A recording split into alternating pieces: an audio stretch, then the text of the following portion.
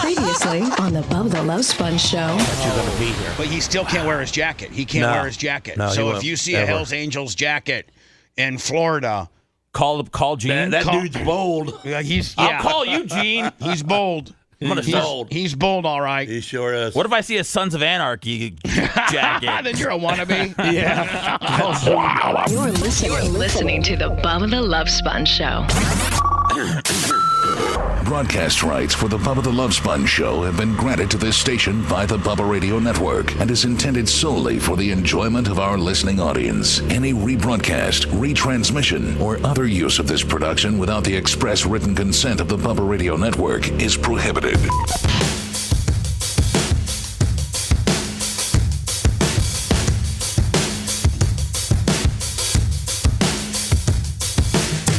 Monday, November 17th, 2025, the Bubba the Love Sponge show. It's been a while for you, Dan. Did you have to, go to bed extra early, or? It was hard to fall asleep.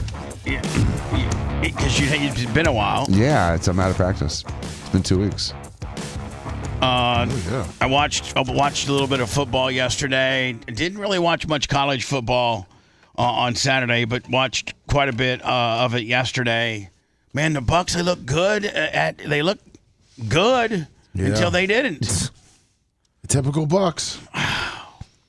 Typical Bucs. I found this, Dan. I thought maybe we'd open the show up with this to kind of lighten the mood. Are you familiar with this new Ferrari? Have they like being a Ferrari guy? Do they give Ferrari guys first right of refusal when they got brand new stuff coming out? Usually, yes. So they're like, because I think you do most of your Ferrari purchasing through Fort Lauderdale. Yeah, Fort Lauderdale. But there is a Ferrari dealership in Pinellas. Yeah, it's Ferrari of Tampa, but it's in Clearwater, in Palm Harbor. Harbor. Yeah, it's like Tampa Road to 19. I don't understand why they wouldn't have Ferrari of Tampa like on Del Mabry or something near the stadium. I think there's a distance rule, and they need to get that far from Orlando.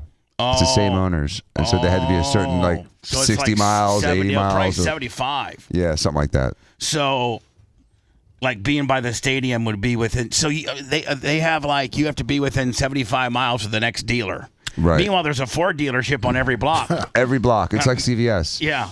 So, are you familiar with? Is it the 449 or the 8? I can't quite see. I don't know. I'm not sure which one this is. Please see with me the new. Okay, the 849. Have you even heard of it? Is it a replacement for the 12-cylinder? I have no idea. I don't know this tell one. you. If it was a Chevy or a Ford, I could tell you. I don't live in your world. I don't know. I'm as excited as you are to see the unveiling. Yeah. 849 Testarossa. The 849 Testarossa. They called it a Testarossa? Okay, they're calling it the 849 Testarossa. This is essentially the replacement for the SF90 that I had. Okay. It looks like he's going to start at $540,000. Yeah, sounds right. Is that what they start at? Mm-hmm. Is that base level, no carbon fiber? Zero, man. It's plastic and like a leather seat. No radio, no wheels. Well, come on. It's just the stock jobber wheels. Yeah, if you want to go up, it's probably goes to 7. So it's $549 base, but if you were to load it up like Dan and get the carbon fiber, trim and the wheel upgrade, what are you probably looking at? $700? $645,000. Yeah, right. They said the average. This is 5 years ago. That the average extras is 75 on a 75 to 100. So now it's probably close to 100. Seth's just trying to get his car to have the right camber and not eat up front tires. That's all he's worrying about. But Seth, that happens to all of us, though. You get your alignment wrong, and it doesn't matter what car it is. Porsches chew up tires all the time because of that. Seth just got new tires. I don't know how long ago, just maybe 6 months ago, and already his front ones are shattered. Oh no.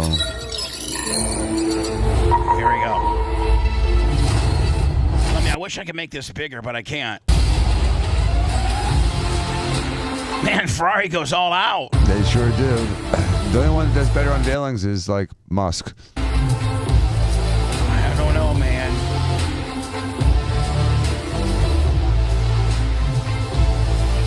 Now, will this be like something, Dan, that each dealership only gets like 4 of them? Or No, this will be a production. They'll probably get like 1 a month.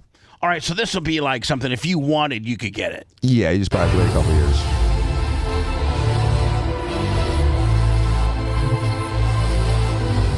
Boy, there's a lot of hype. Yeah. I mean, I hope the chick's topless that pulls off the...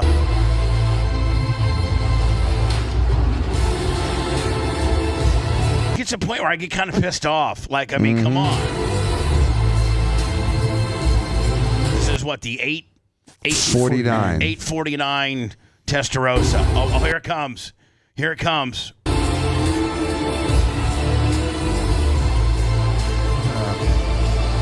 I don't know, man. I don't know if I like this wing. Like this Yeah, diffuser. I don't love the diffuser in the front. It looks kind of weird. It's a little choppy. Hold on here. That is the SF90 replacement.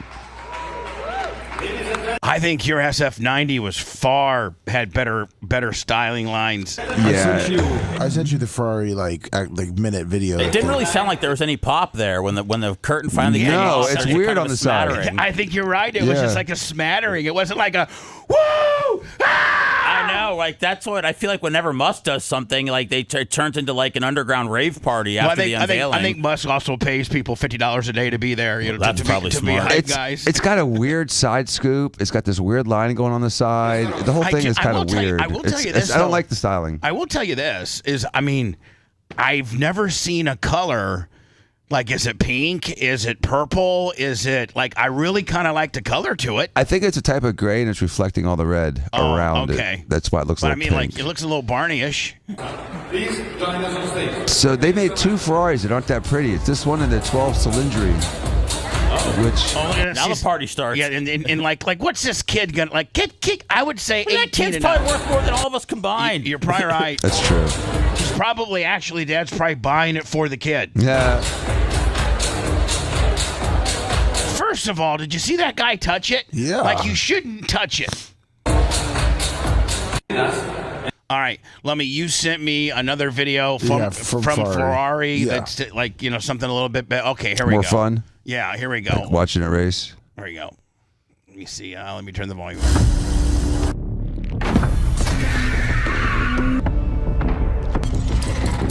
Kind of looks like a Corvette. One of the most famous Ferrari names of all. That is ugly.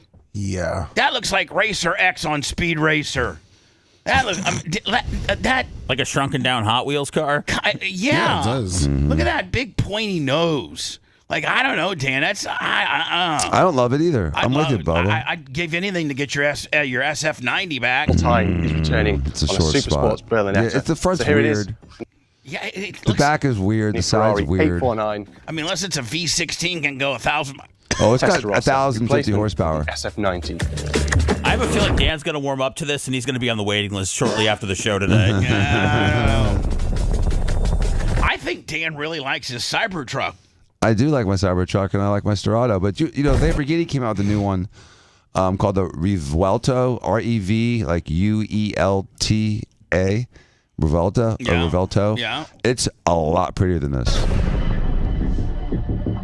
Plug-in hybrid system evolves the SF90. Oh, see, you're right, Dan. Look at It's the hybrid, The yeah. plug-in It's the hybrid SF90. system evolves, which means it's like the upgrade from the SF90. Head up, so we've got a twin turbocharged V8, triple E-motors, and all-wheel drive. But the engine is completely redesigned and combines with those E-motors. Dan, I do kind of like the sleekness of the back. I do. Oh, the back's cool. I like the back. And I like the taillights. I like the half tail. See, the tail's like split. Yeah. In the middle is no tail. And like kind of like the duct diffuser that kind of slightly flares up. Incredible 1,050 horsepower. To me, it looks like it rides too high. It sets too high. 1,050 horsepower.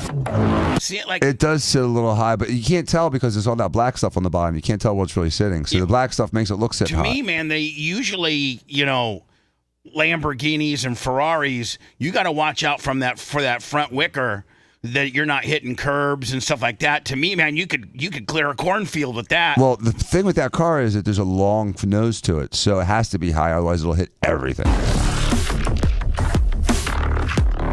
They got But it's futuristic. they got a test stuff. In carbon fiber. That's kind of neat. Yeah, I had all that Architectural stuff sail inside. That's motif just like the and interior of mine. Choice Pretty of similar. 2 seats, comfort seats. Well, these all together. By the way, I drove my 04 Crown Vic today. Yeah. I mean, talk about both ends of the spectrum. Lummy doesn't even have heat. Also, no, listen, it has. It's a good year for the time of year for that. My 04 Crown Vic, it has AC, but that's it. It doesn't have defrost. It doesn't have any heat. Well, you don't use heat. You hate heat. I know, but I could use defrost here and there. I mean, when the windows get a little foggy. Real men don't use defrost. They just kind of keep wiping it down every stop they have. I did have my wipers on intermittent then I had it perfectly timed. As soon as it would just get a tad too foggy, go. So, you know. Race your alternatives in carbon fiber. I'm so cheap nowadays, I could never even imagine. Dan, if you leased something like this, I know it's all about how much you put down, and I know that, but I mean, you're probably looking at what, $4,000, $3,000?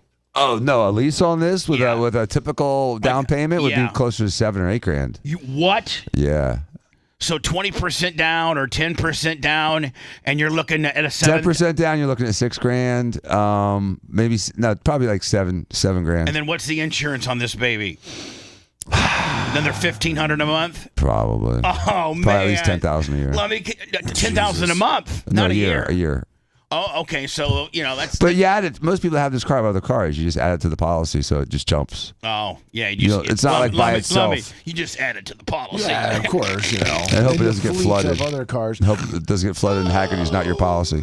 I sent you the Lamborghini that Dr. Dan was talking about. He wanted me to send it over. Yeah, I bet you the Lamborghini. Now, is there always a fight, Dan? Yes. Not that me and Seth and Macho Man could dabble in this world, but me, Lummy, and Seth, we're not dabbling in the what is Lamborghini competing against Ferrari world. Seth's just happy the Bears won this weekend. Hell yeah. And I'm are the Vikings that bad or are the Bears that good? Neither. I just think it's... Because the Packers play the Vikings in Green Bay next week. Do we got a chance at all? I would say so. J.J. McCarthy's having a little bit of trouble. Is he? Yeah. Packers did not look very good against the Giants at all. But they won, right? Yeah, boy, but I'll tell you who's a monster. I never really tracked him. I know the Myles Garrett guy is an absolute beast from Cleveland, but I never knew the Burns guy from the Giants was all that. He's a monster. Yeah, Carolina traded him a few years ago. I have absolutely no idea why. Why? I don't know. They didn't want to pay him. I think he's got like 14. He's young too. I think he might lead the NFL. He's very underrated. He's always in, I think, the top 5 or 7 in sacks. He's second right now, right behind Myles Garrett. I think Myles has like. Listen to this. Oh, Myles had 4 yesterday. Yeah, I think Myles has like 18 or 19 for the year, and Burns has like 14 for the year. But like. We still got how many more games to go? What, 6? Yeah, we're in coming up to week 12. What's the all-time sack record in a season? Was it like 22 or something? By Strahan, right? No. He had like 18 or 19. I think T.J. Watt got it. It's over 20. I know that, right? Well, Favre laid down so Strahan could get it that year, right? But then was it broken again by T.J. Watt? Legitimately was broken by T.J. where nobody laid down. Poor Favre. 22 and a half. 22 and a half by who? T.J. Watt? Yeah, T.J. Watt, yeah. Well, I mean, he's tied with Michael Strahan with 22 and a half. I think Myles Strahan got 22 and a half? Yeah. Well, but the last one was a Favre laydown.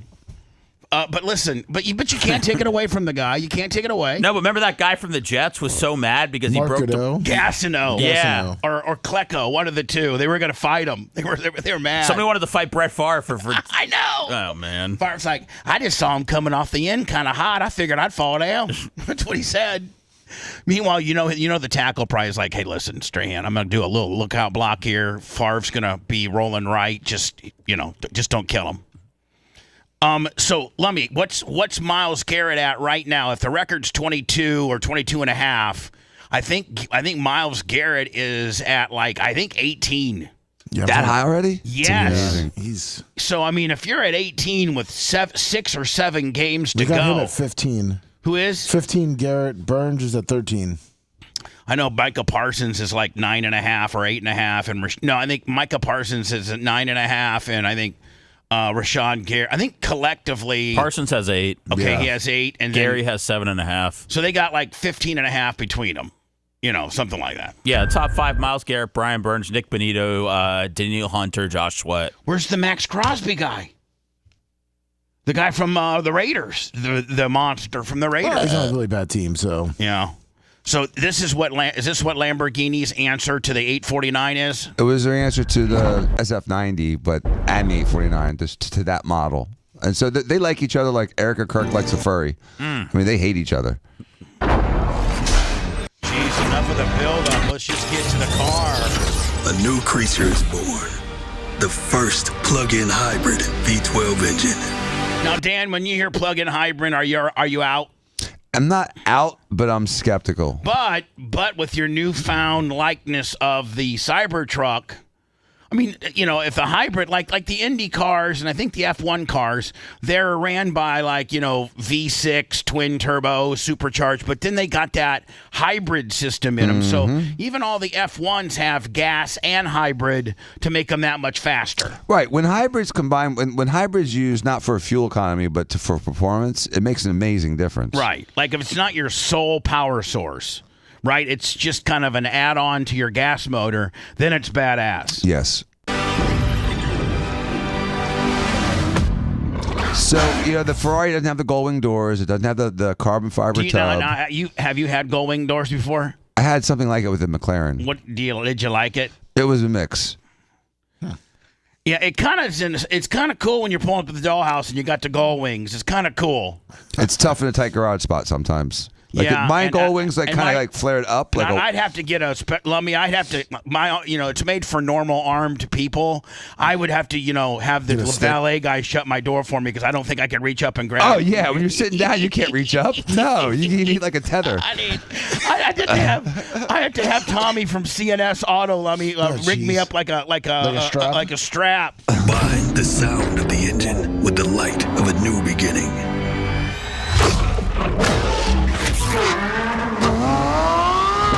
See, the Ferrari can't make that sound because it's a Turbo 8. This is a 12, so this makes better music. Will this thing blow up the new 849 away? No, they're comparable in speed. And lightning, finally. But that sound. The sound kills it. No, the sound blows it away. Like the guy next door, when I'll be here like, a little bit later. Is his name Doug? The guy next door, Bake More Pies, the guy who owns the building. No, he wasn't around much. He would just go in the back and have sex with hot chicks while we were working. Doug. Doug. Did you see his car collection back there? Yeah, I've been there. I've gone back there. No, that's to Seth. Oh. I'd go back there to pee. He would have his cars there. Yeah. He changes it a lot, too. He moves it around. Well, he actually added on to the building, too, to add like another 4 cars. But for a while, Dan, he had the only... I heard, and you can tell me if I'm right or not, but he's such a huge Lamborghini buyer or consumer that Lamborghini has been known to send him a car as a gift. Is that true? Yeah, and he had like one of the first ones of these and sent it back because it wasn't quite ready for production. Really? Yeah, it was the first batch was bad. Is he that big of a swinging D with Lamborghini? Well, they may send it to him to test it out a little bit, and like then a beta test. And then he sends it back and says, "Okay, you got a little understeer, you got a little front end issue. This rattles. This rattled."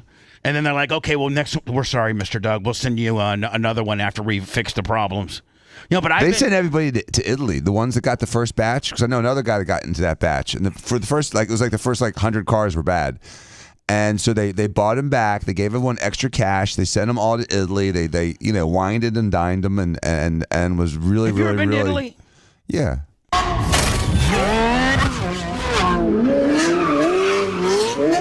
Now, is that better looking or not as good looking? I think it's better looking. I think it's better looking, and I think it sounds better. Yeah. And I'd like to have an orange one. Really? Would you drive an orange car? Yeah, I drive anything. Seth, would you drive an orange car? You see what we're driving now, buddy? Yeah, no Yeah, kidding. I would. You would? Yeah. Orange, pink, Seth's whatever. got camber front end issues, and I'm driving an 04 Crown Vic with no heat. We'll drive anything orange. It's new. Please. Introducing Yellow the might be hot an issue, but I could go with orange. performance.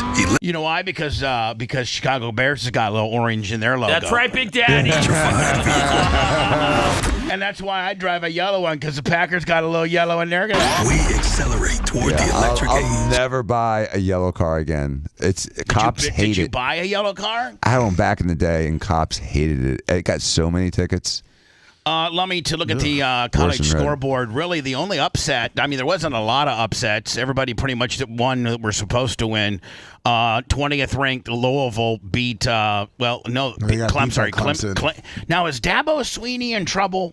Is he in trouble? I mean, here's a guy that, I think the NIL and the portal has affected him the most with regards to prestigious of programs, because remember for like 10 years it was Clemson, Florida State, and Georgia. That's it. And Alabama. And Alabama. That's what I meant. Yeah. Clemson, not Florida State.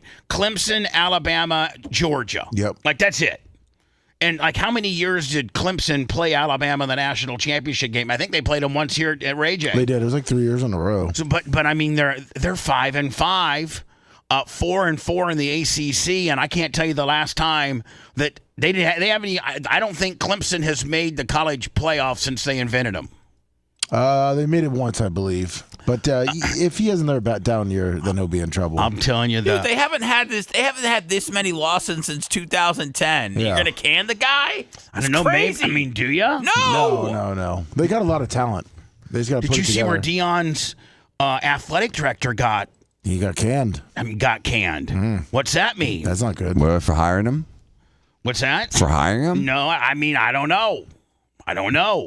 Texas A&M barely over South Carolina. Oklahoma beat Alabama. Oklahoma, yeah, but That was an upset. And then Lummy, the choka of the week would have been South Florida.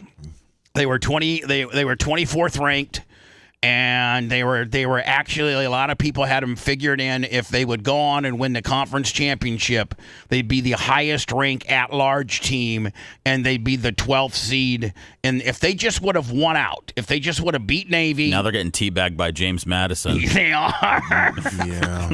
Yeah. The Dukes.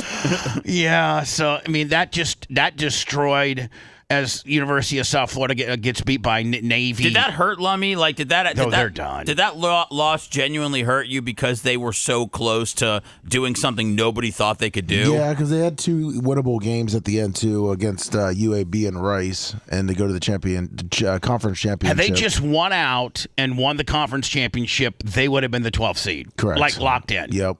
The polls didn't change much except Georgia up 1-4.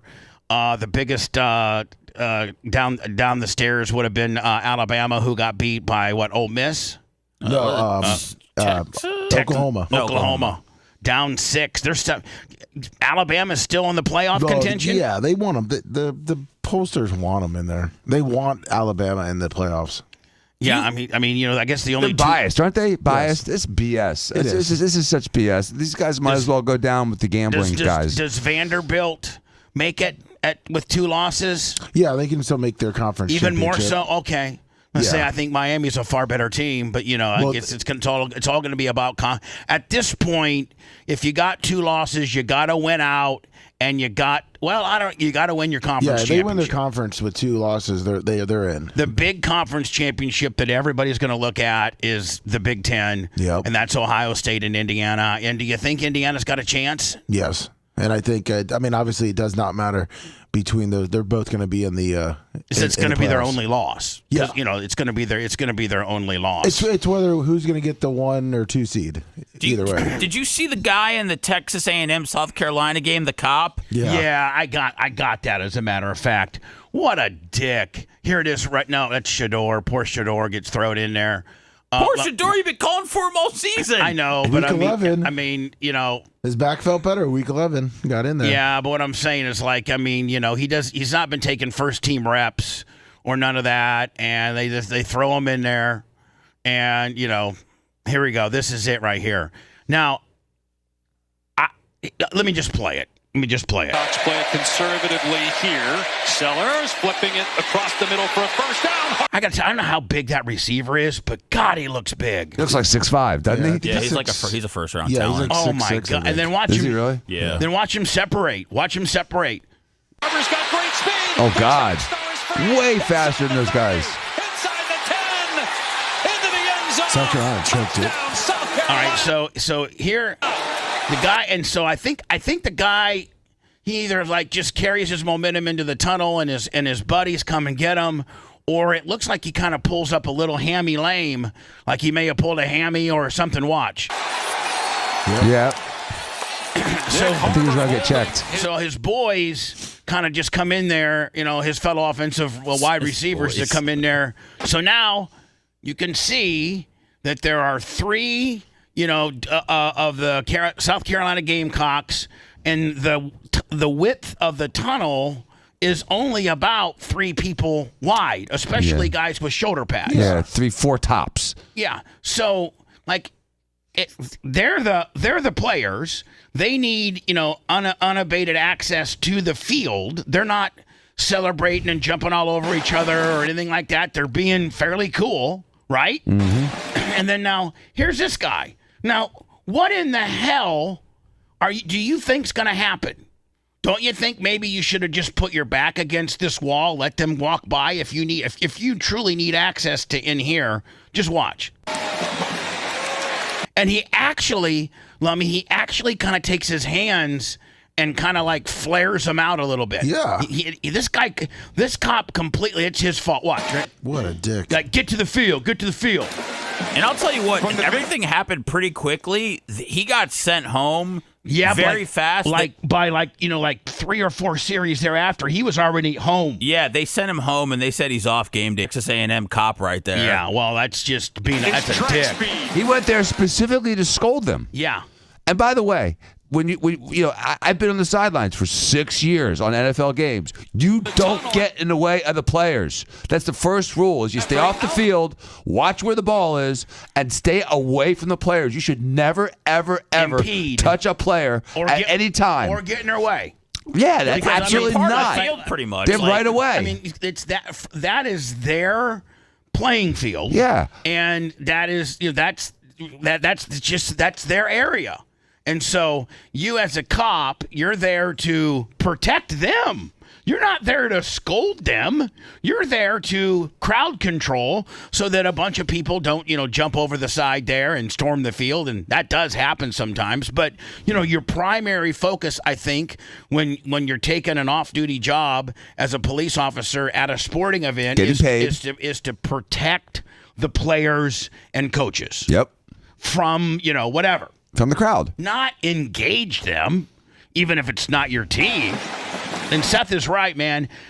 By, I don't know, within 3 or 4 to 6 minutes, there was already news reports that the guy had been relieved of his duties. And if I was his commanding officer, I not only, and I guess, like Seth said, that he's not going to be allowed to do any more games, I would suspend him from the force. It's a really bad look for the South Carolina, if he's a South Carolina trooper. No, they're in Texas. I'm sorry, if he's a Texas trooper or whatever arm of the law he represents, that's a bad look. It's battery. That is battery. It's his A&M police department. No shots of anybody catching. And the players, if you look at the players, they don't really make a very Well, it's like they're coming out of the club and what the hell did we do? You know? But they could have been they could have turned around and be like, really, bitch? But they just kept walking. I give the players credit because he went out of his way. You don't see cops trying to pick fights with opposing teams too much. But this is out there. I think he says get on the effing field or something like that. He tells him get out of here. Get out of here now. I think they're like, we are. I mean, that's what we're doing. We're walking. I overran. Because a lot of times when you run 80 yards, you're at full. It takes a while to shut that down. And shutting that down strains your hamstring. Decelerating hurts your hamstring. And when you got cleats and you're shutting it down on concrete, it's even more treacherous. New England Tom, $20. Thank you. Track speed from the big man Nick Harbor. I would be relieving that guy. I'd give him a couple of when cops real mess up. Sometimes they'll put them on a front desk duty, or they'll put them on bicycle duty. That's what you're in trouble. Where they have to get on a bicycle and go like patrol. You guys riding a bike around Texas? I don't know. This guy is Cowboy hat. And that hat, you got to have a helmet on, put that on that hat. I don't know, dude. big tricycle. That's as far as I can go with it, or I'll get a copyright strike. NFL games, Falcons. I'm sorry, Patriot. Are the Patriots for real? Yeah. I mean, they're 9-2. Yeah. God, is the May kid that good? Yeah. Man, where'd he come from? North Carolina. And he's a rook, isn't he? Or is he 2 year? Second year. Second year. Did they set him first year, or they play him? He played last year. Dolphins over the Commanders, and a little bit of an upset. Panthers over the Falcons. Buccaneers get beat by a lot. It was that fourth quarter, man, that killed him. I mean, you can't win if you can't stop the other team. You know, it's that simple, and they couldn't stop them. It was absolutely disgusting how they would get the ball and in 6 plays score. It just happened the whole game. I got to tell you, man, though, Baker is still a little scrappy. He's just scrappy, man. I love him. Do you think the Bucks, Seth? Do you think the Bucks made a mistake not trying to get somebody in the trades before the trade deadline? I mean, I'm not sure. I don't think so. I think they got cap room. Yeah, they do, but they got a lot of injuries, and they're supposed to be All coming right, so back. where are they most banged up right now where they could have maybe traded? I mean, like, they're supposed to get Bucky Irving back this weekend. They're supposed to get Chris Godwin back this weekend. How did Evans do? Evans is hurt for the year. Oh, but he came back and then got re-hurt? Yeah, he got hurt in the Detroit game. Texans over the Titans, Bears by 2 over the Vikings. I actually was flipping between Green Bay and that game. Really good game. Caleb Williams is for real. I mean, I didn't know how much of an escape artist he was.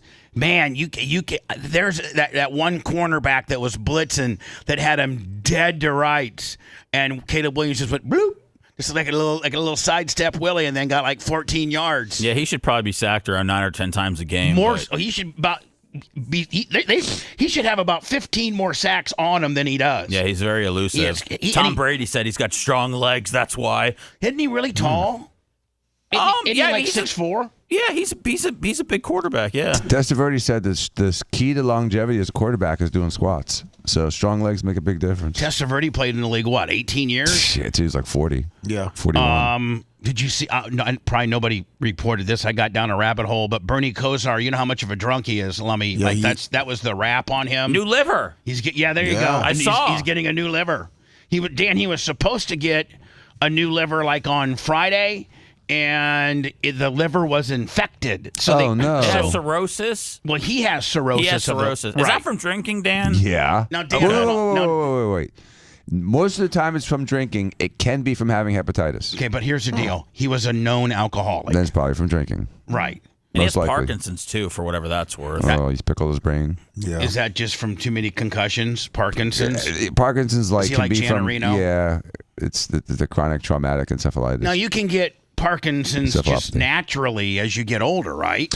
Yeah, but the repeated head traumas kind of act like it a little bit sometimes too. You get those plaques you get with Alzheimer's and Parkinson's, and it's a similar pathophysiology. Here we go. Bernie Kosar is set to receive a liver transplant on Monday. Now, does that mean, Dan, they had to? Now, is this from a dead person or is this from? Yeah, you can't donate living liver. It's arguably you could donate half of a liver, but most people it's from a dead person. Is kidney the only one you can do alive? Yeah, because there's 2. You just pull one and So leave the yeah, other. as a matter of fact, I'm not going to mention any names, but he's a very good. We're really good friends. Like he's a really good friend of mine, and his wife, his father, needs a new kidney. You stepping up? No, she is. Oh. But you're happy good about match. that? She's his daughter, and I think they did it last week, and so far no rejection, no. Dan, like what's the out of the woods period of let's say, and I'm just for argument purposes saying you had to get a new liver, and little Danny, and of course, little Danny's like 36 now, and you're however old. What's the period of time that you need to get out of the woods with regards to it, whether it's going to take or not? Well, there's acute and there's chronic rejection. So the acute rejection happens in the first few weeks. And then you could theoretically have a problem long term, but you have to take, anti-rejection drugs for your whole life. It never becomes you. Can you take it back? What do you mean? Like if you give it to, let's say, yes, you could arguably. Okay, if you give it to your dad and then he died, like 5 months later. Yeah. You just slap that bitch back in me. No, now, like for real. Without the rejection drugs. Yeah. Yes. Now, so let's say that my friend, she gave her dad a liver, and then he, would only live or a kidney. Oh, I'm sorry, it was a kidney, and then I hope he makes it forever because I love the guy. He's a big time racer, but he ends up not making it after a year or two. But his liver is practically brand new because it's hers. Could she get it back? Oh yeah. Is that what they do? I've never seen that happen ever in my entire life. Can a person live on one kidney? Oh yeah, you only need one. You only need one testicle, one kidney, one ear, especially one eye. If you're not, a big drink. Like what's the hardest on your kidneys? Drinking? Motrin. Oh. Motrin. Drinking's hard on your liver, not on your kidneys. Okay, what's hard on your kidneys? Being a diabetic, having high blood pressure, poisons, taking things like Motrin destroys your kidneys. But does drinking affect does it affect your liver and everything overall in your body? I think it does that. I mean, it's an insult to your liver, and people that drink a lot get cirrhosis. But it also is an insult to your brain. Doesn't it also age you too? Like, yeah, the whole body deteriorates. You can look at a guy that's not a drinker, let's say 75, and you can look at a guy that was a lifelong drinker, and can't you see like that bulbous nose and just like the age, man. There's several things that are horrible for you for aging: drinking, sun, and cigarettes. Those are horrible. And if you look at people like in England, and maybe that's why they look so bad. They look like they're 15 years older than they are. But have you ever seen the people from England's teeth? They got bad teeth, too. They do. Even the ones with decent teeth look old. When I was there for a couple of weeks, I was literally asking everybody their age because it became a game. You go up to a guy that looks 50, like, how old are you? 32. I'm like, Jesus, what happened to you? Because they're smoking cigarettes and drinking pints all day. All day. And eat that crappy shepherd pie. The former of University of Miami and Cleveland Brown star quarterback shared the good news on social media Sunday night. Thank you for all your thoughts and prayers. It truly means the world to me. Kozar said in the post from his hospital bed. Kozar, 61, was set to receive a liver transplant last weekend, but said it was delayed due to the donor's organ was infected. Now, Dan, what does infected like? Okay, they had to throw it in some bleach. Yeah, it was. Yeah, like the steaks at Publix. So, like, what? So you're all set to get a transplant last weekend, and they get the kidney or the liver. I'm sorry, the liver, and it's infected. What does that mean? That means the actual tissue is infected. There's bacteria in the tissue, and then they cultured it out, and there was an infection in the liver, which would be horrible because you're on anti-rejection drugs and steroids. Now, at this point, do they probably have Bernie already slayed open, ready to go? No. You don't open the second patient till you have the organ in your hands and you inspect it and look at it. Yeah. So I've done a transplant where they did a peek and shriek, but this time. Oh, hold on, whoa! You're going to have to explain what a peek and shriek is. It sounds like one of Seth's new card breaks or something like that. The peek and shriek. What do you mean? It sounds like some sort of thing that goes on in a sex dungeon at peek and shriek. Hey man, I was at this peek and shriek this weekend. The girl peeked and she shrieked. She did a peek and shriek on me, and I haven't been the same since. No one peek and shriek on me and my hobbies. So what's a peek and shriek? You go in and you bail. Oh, you bail. And so we were doing a kidney transplant on this lady. It was like 2 a.m. The kidney arrives. The kidney's fine, and we're going in to implant it. And the lady apparently had gained like 50 pounds since the last time the surgeon had seen her. The receiver, yeah, the recipient, right? And he's operating, and he's struggling. He's like, man, this chick's so fat. I can't believe she gained so much weight since the last time I saw her. And he just kept bitching about it. And after about 2 hours of trying to dig to where he needed to get to and not really finding what he wanted, he's like, you know what? F her. She shouldn't have gained the weight. And he literally closed it and sent the kidney back. I I couldn't believe it. Now, And I was happy because I went to bed. It was like 4 a.m. I would have been up all hold on. night. Is that within the doctor rules? Is It's discretion. That's what I'm saying. So like the doctor got in there, didn't like what he saw. Nope. Probably thought it was going to be maybe somewhat going to be lead to complications. And so at that point, is it that it's completely up? I mean, the doctor can't get in trouble, right? Dude, his arms were like up to his shoulders, deep inside of her, and he couldn't find what he was looking for. I mean, she was so big. It was like trying to find a mouse in a barrel. As big as me? Yeah, she was huge. She was. And I'm sorry, I'm not saying you're huge. Well, but, I am. but I'm huge. I didn't mean it like that. But I didn't have a good weekend of nutrition this weekend. I kind of got off my regimen a little bit. And it was fat everywhere on the inside. Like everything he touched was like filled with fat. It was weird. Sounds just like me. Nah, you're skinny on the inside. That's why I got to take care of all my organs. I mean, I don't drink that much and stuff like that because I'm not. Nobody's going to give me. A kidney? No. I'll give you I'll give you kidneys. I'm sure your sister would give you a kidney, Yeah, dude. she would. Are you kidding me? We'd have the army lined up around the block for You kidney have all trials. kinds of kidneys. Exactly. You have a sale. The Packers. But wait, going back on this real fast. One of the things with organ transplantation is compliance of the recipient, making sure, like, if they're a drinker and that's what causes cirrhosis, that they're not drinking, otherwise they're not going to get a liver. So I am sure that Birdie has been screened for drinking over the last few months to make sure he's not going to destroy his brand new liver. Well, I'm sure that was probably a caveat to, like, absolutely. listen, we're not going to just throw one in you for you to get back on the He's bottle. got a second chance at life. I mean, if he wants to end it quickly, I guess he could just tell him to kill him there instead of going, and extending the process. Like, if that doesn't make you want to stop drinking, I don't think anything will. Very rarely do you get there's not a lot of second chances in health, and you're basically getting kind of a new lease on life a little bit if that's your, right? If you have cirrhosis. Yeah, absolutely. But if you're Bernie, what would you rather have, a Lombardi or a liver? At this point, a liver, because I mean, I don't even. Yeah, if you asked him 5 years ago, he might have. I will tell you this, though, man. I never knew though that he took the Browns to the AFC Championship 3 years in a row. Yeah. I didn't know I know that. you couldn't get past it. Couldn't get past Elway. Couldn't get past Elway. Packers over the Giants, 27-20. Macho made a little ditty, by the way. The Football Slayer, 4-8 in orange. 4-8 in orange. A little ditty. What's Macho Man doing now? He made a little football thing, I guess. Macho Man, put me on it. Where's? All right, No, put Macho Man on it. What's he making? Oh, is this like as we're talking about football? Yeah. This is how he views football talk. And this won't get us copyrighted or nothing? No. Packers over the Giants. Steelers with Aaron Rodgers' broken wrist, 34-12 over the Bengals. Chargers. Shake it up. Shake it up. I got 2 bites on the table. I got some whiskey on the Jaguars with a 34B. Shake it up. 35-6 over the Chargers.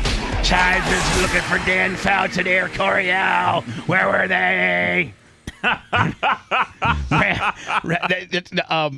Pharrell would say things like that. Chargers were looking for Kellen Winslow, and that Monday nighter, he was nowhere to be found. Rams over this. That's the 2 best teams in football right there, buddy. Yeah. Woo. That's a good game. Rams over the Seahawks, Niners over the Cardinals, Ravens over the Browns. That was Shador's. I guess he came in Was it? Did he come in? Dylan Gabriel got a concussion. Yeah, little guy, and Brown and Shador came in. I don't know that he scored any points. No, I don't think he did. Broncos. Did he do? But my ask a question. I'm sorry. Did he suck, or is it just the team sucks? Both. He sucked. He didn't do his best. He was running. I mean, he got sacked a bunch. This came out yesterday after the game, Dan, but the head coach said that these were the first snaps Shador has taken with the first team offense since he was drafted. Yeah. Which is shameful. Yeah, exactly. He's never ever had. I think Seth, all he does is run scout team, Which at that point, Dan, you're you know that if you're running scout team, you're playing against your number one defense to give them the look of who they're supposedly So that's way different. But than even running backup quarterbacks, I thought get snaps during the week. Here and there they do. I know. Did you see Malik Willis come in? And I thought you were going crazy. I got to be honest with you, man. Malik Willis, I don't know if the Packers are going to be able to keep him around. Somebody is going to grab that guy. He is good. No one's grabbing him, Bubba. You don't think so? No, I know. But you remember you said someone was going to grab him last year. Nobody grabbed him. I don't know why they don't, man. He can scramble. Because once they learn him, he can't throw the deep ball. Oh, he can't? No, he's Here we go. Here's an example of what Shedeur faced, Dan. Third. Oh, we might get a will we get a copyright on this? It'll be worth it. Yeah. Dion will get it taken off. You know what? I'm going to turn the volume down. Will that help me or not? Yeah, we can try it. So anyway, you can see that Tom Brady drop back. But hold on. Did you see the Khalil? What's that guy who used to play for the Bears? Oh, Roquan Smith. No, the Khalil Mack. Khalil Mack. Watch the Khalil Mack dude come in and smash him right down to zero. Well, check this out. Ready? That guy's got a full-blown, unabated head of steam. Right, this guy right here. Yep. Watch him smash him. Boom. How can you throw a ball? I mean, that's going to affect your pass. It's going to affect a lot of things. Yeah. So that was his, I think, first interception. Did he only have one interception? Yeah, he only had one. Do you remember I said he was going to play for the first time on Friday, Bubba? I think you did. I know you don't. I don't think you do. No, I think you did. I think you said this would be this week. I said, yeah. And I said a month ago, I said he should wait till week 11. Here we go. Get in. Now, there's no human being. So if you're going to commit to throwing that ball and not scrambling out, you're done. Who do you think he was going for, 3 or 83? I'm thinking he was going for 83, the wide. Yeah. The shorter one. No, I think he was going for the longer one. Yeah, 3. And couldn't put the juice on it. Yeah. Well, 3 kind of just. And look at him. He's right down to zero, man. Look. Well, 3 kind of stopped too. Look at this. Ugh. Man, you know how hard it would be? I know we all watch this and stuff, but to be a quarterback and to know you're going to get smashed, you know you're going to get smashed. You got 2.8 seconds and you to got get rid of the ball. 2.8 seconds to get rid of the ball, and you just know you're going to get smashed. You're going to get smashed. That's why they get paid the big bucks. Anyway, Shedeur, I guess he admittedly in post-conference said, I horrible. I didn't do well. Yeah, 4 for 12, I think it was. I don't know what his future holds, but I would beg Cleveland to release me in the offseason and just see. See where you go. He'll never, the fact that he didn't even get a chance there and then they go ahead and put him in the game shows how dysfunctional the organization is. I think the coach is a dick. I think it's a whole organizational issue straight from the top of the owners. That's why they've been horrible for so long. But I just don't think that anything's going to happen with Shedeur there. I don't know if anything's going to happen with Shedeur in general. I just definitely don't think it's going to happen with the Browns. I don't know what's going to happen with the Browns, to be honest with you. They're going to draft a quarterback. Yeah. They have a top 5 pick this year. They're going to pick the guy from Indiana. They're going to keep sucking. Here's the thing. They just run through quarterbacks, of which some are pretty good, but they have to distance themselves from the Browns. Baker Mayfield. Yeah. Baker Mayfield didn't learn any additional skill set or talent from the ability that Baker Mayfield has the same ability and skill set that he had in Cleveland. It's just that Cleveland couldn't build anything around him, couldn't protect him, and they just suck. The whole organization from top to bottom. The guy who owns them used to own truck stops. The Flying J? Yeah. I thought that's cool. Well, it is, but I don't know if that makes you an expert at NFL football. It sure as hell doesn't. Did you see the moves he made to get Deshaun Watson? Isn't no crap. Yeah. And boy, how much did that set the organization back? I think they've been set back since they came into the league, Bubba, but it definitely did another one. If you love that segment, then check out BubbaArmyHQ.com and do a deep dive on past shows. The Bubba the Love Sponge Show will be right back.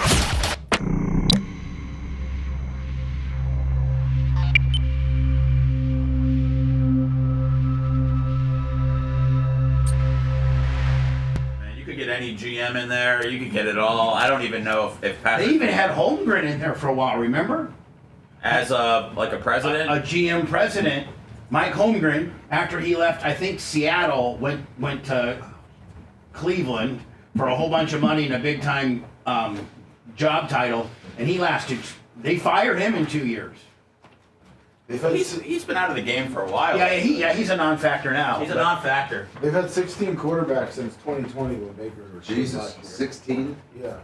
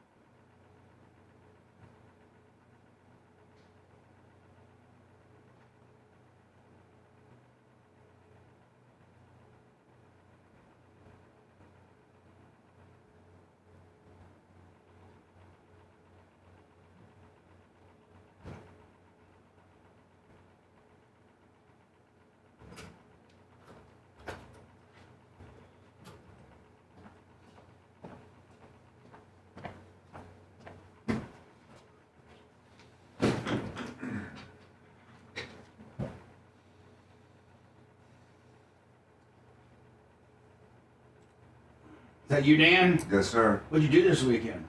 I didn't do much. I ended up having the kids for most of the weekend. So my mom's in town, so I did a little happy birthday with her. Well, she's back in town probably for good now. Yes. So I saw Until her what, like Saturday. maybe April? So probably May. Now, when she's gone, do you guys go over there and check on the house? Yes, we do. We have someone that lives close by that keeps an eye on it too, but we still go by every few weeks to check on things.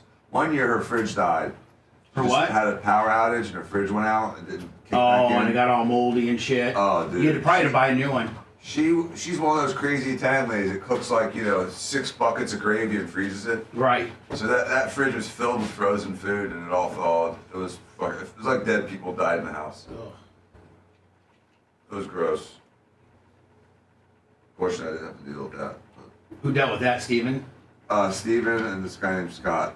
Awesome truck, 49 months. Nephew to help Steven, Alex. Mushroom Mitch, 25, wants to ask Dan a question about Shador. I got it. Hippie short stroker, chop it up. A spin instructor. Jerry, good morning. This looks like group of lips. Yeah, the pictures going on commercials. I like it. Short stroker attacking. No. Yeah, you mean on our lower left? Yeah. Yeah, I figured. Excuse me, I think that's cool. So look, I'm gonna put this logo here, which looks better and it's not as busy from rotating. Oh, you're not putting the pictures back anymore? Well, because it gets, and then the pictures will be in the lower left. No, I think that's great. But this, when I first started here, Felix the cat told me that was no good. Well, and I talked to you about it, and you said you liked it, so I said, all right. It's better to put him in the lower left. What's up, Dirt Merchant? Felix's dad probably got that fast track to stay. What's that? I said him saying something got that fast track to stay. What's up, Yinzers?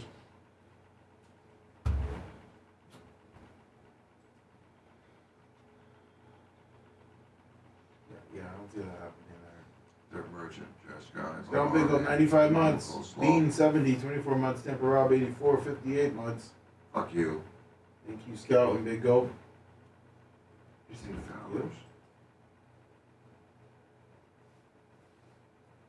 Oh. Someone said I'll make as well.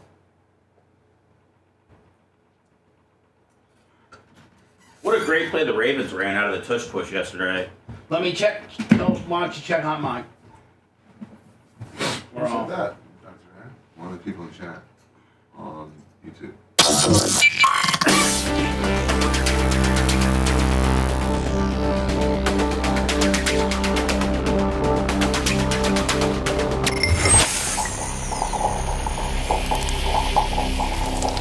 Tampa Bay's trusted source for lawnmowers, landscape equipment, lifts, loaders, service, and repairs. I'm talking about Les of Tampa Bay. 3 convenient locations, Bradenton, Clearwater, and Wesley Chapel. They're much more than your lawnmower and outdoor power equipment shop. They strive to provide quality products and top service at the best prices. What sets Les apart from the competition? Their relationship with you. Also, the exclusive home dealer of Skag. Whether you need parts and service or you need a brand new unit, Les of Tampa Bay will take care of you. More information, Les, L-E-S-S, LesTampaBay.com.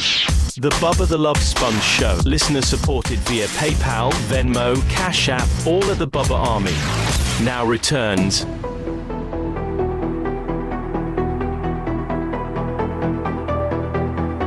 Mushroom Mitch, 25 on the PayPal, Venmo, Cash App at the Bubba Army. Also on our YouTube channel.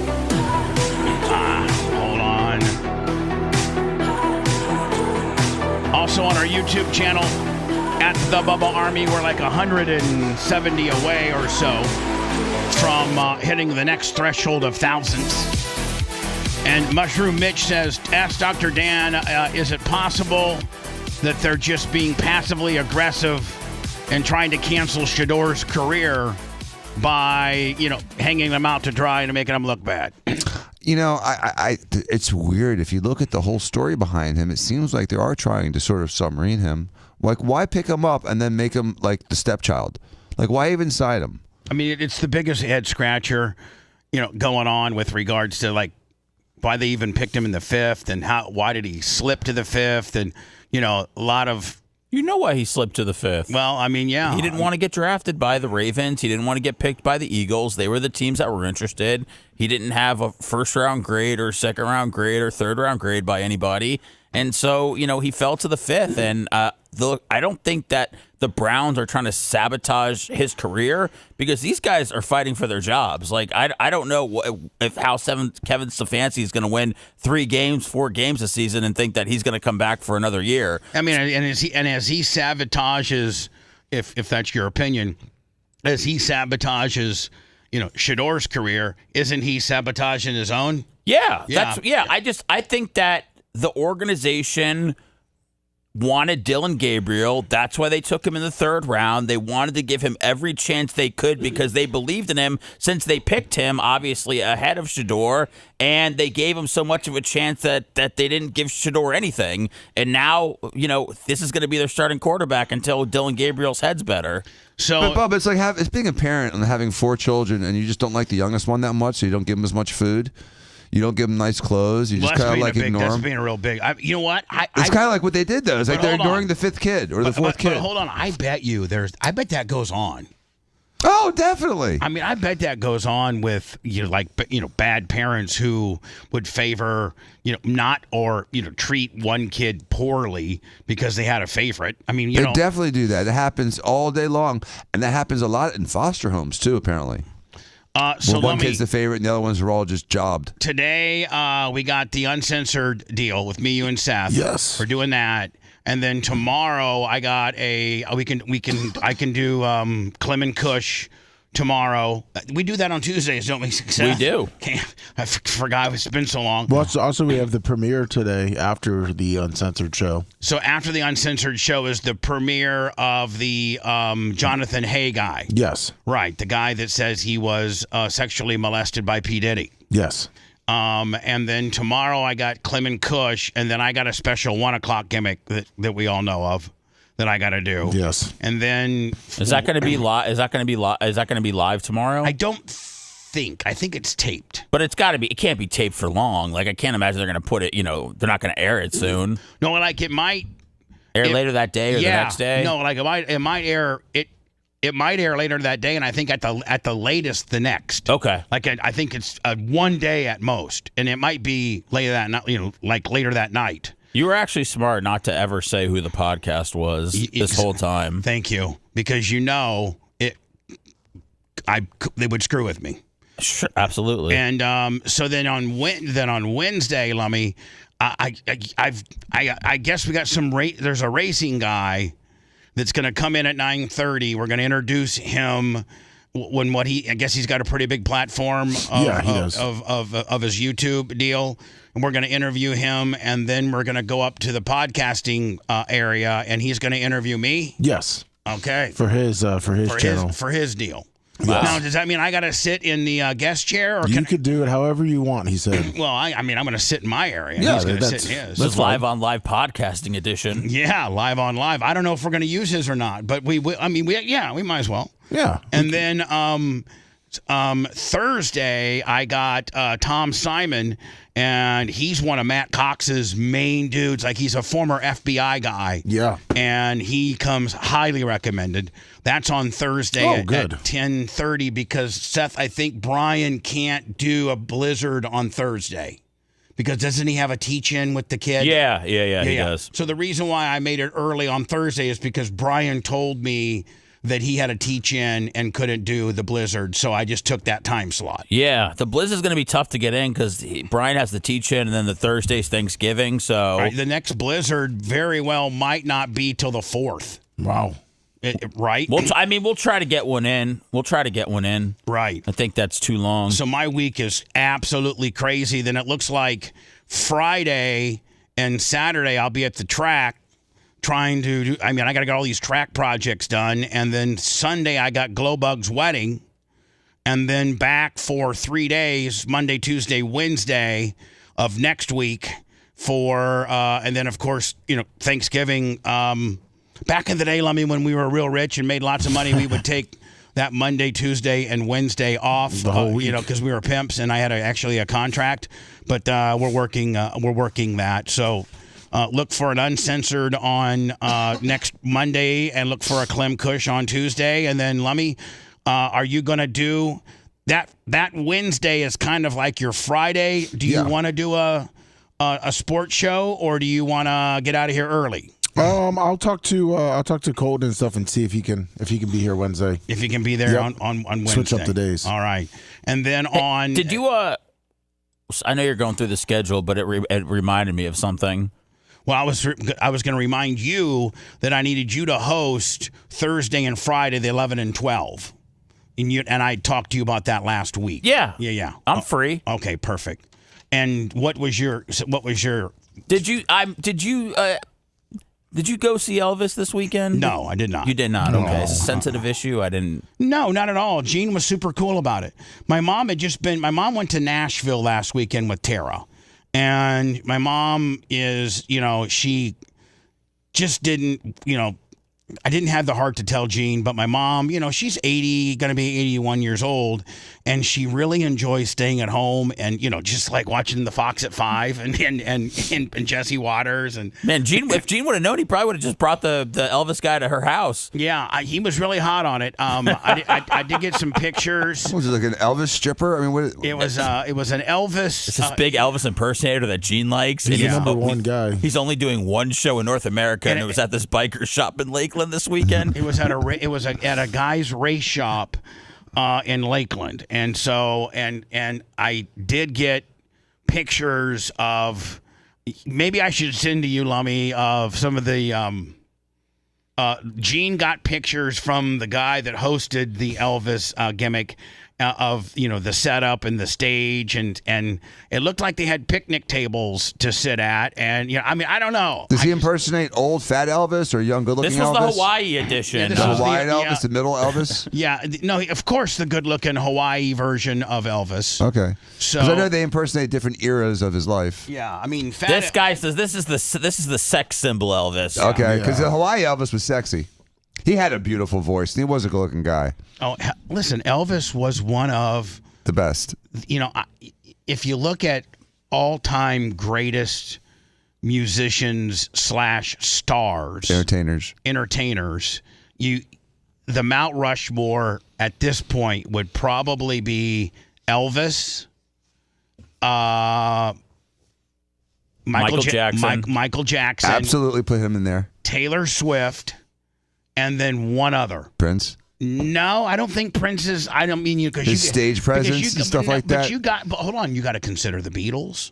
We're talking about one person though, not the group. So we're talking about singles. Yeah, singles. Single performer. Single like pop. Yeah. Madonna. It'd be between Madonna and Prince. One of the two. So what your lock-ins are Taylor Swift, Michael Jackson, and Elvis. Those are your lock-ins. And now your fourth slot's going to be between Prince, Madonna.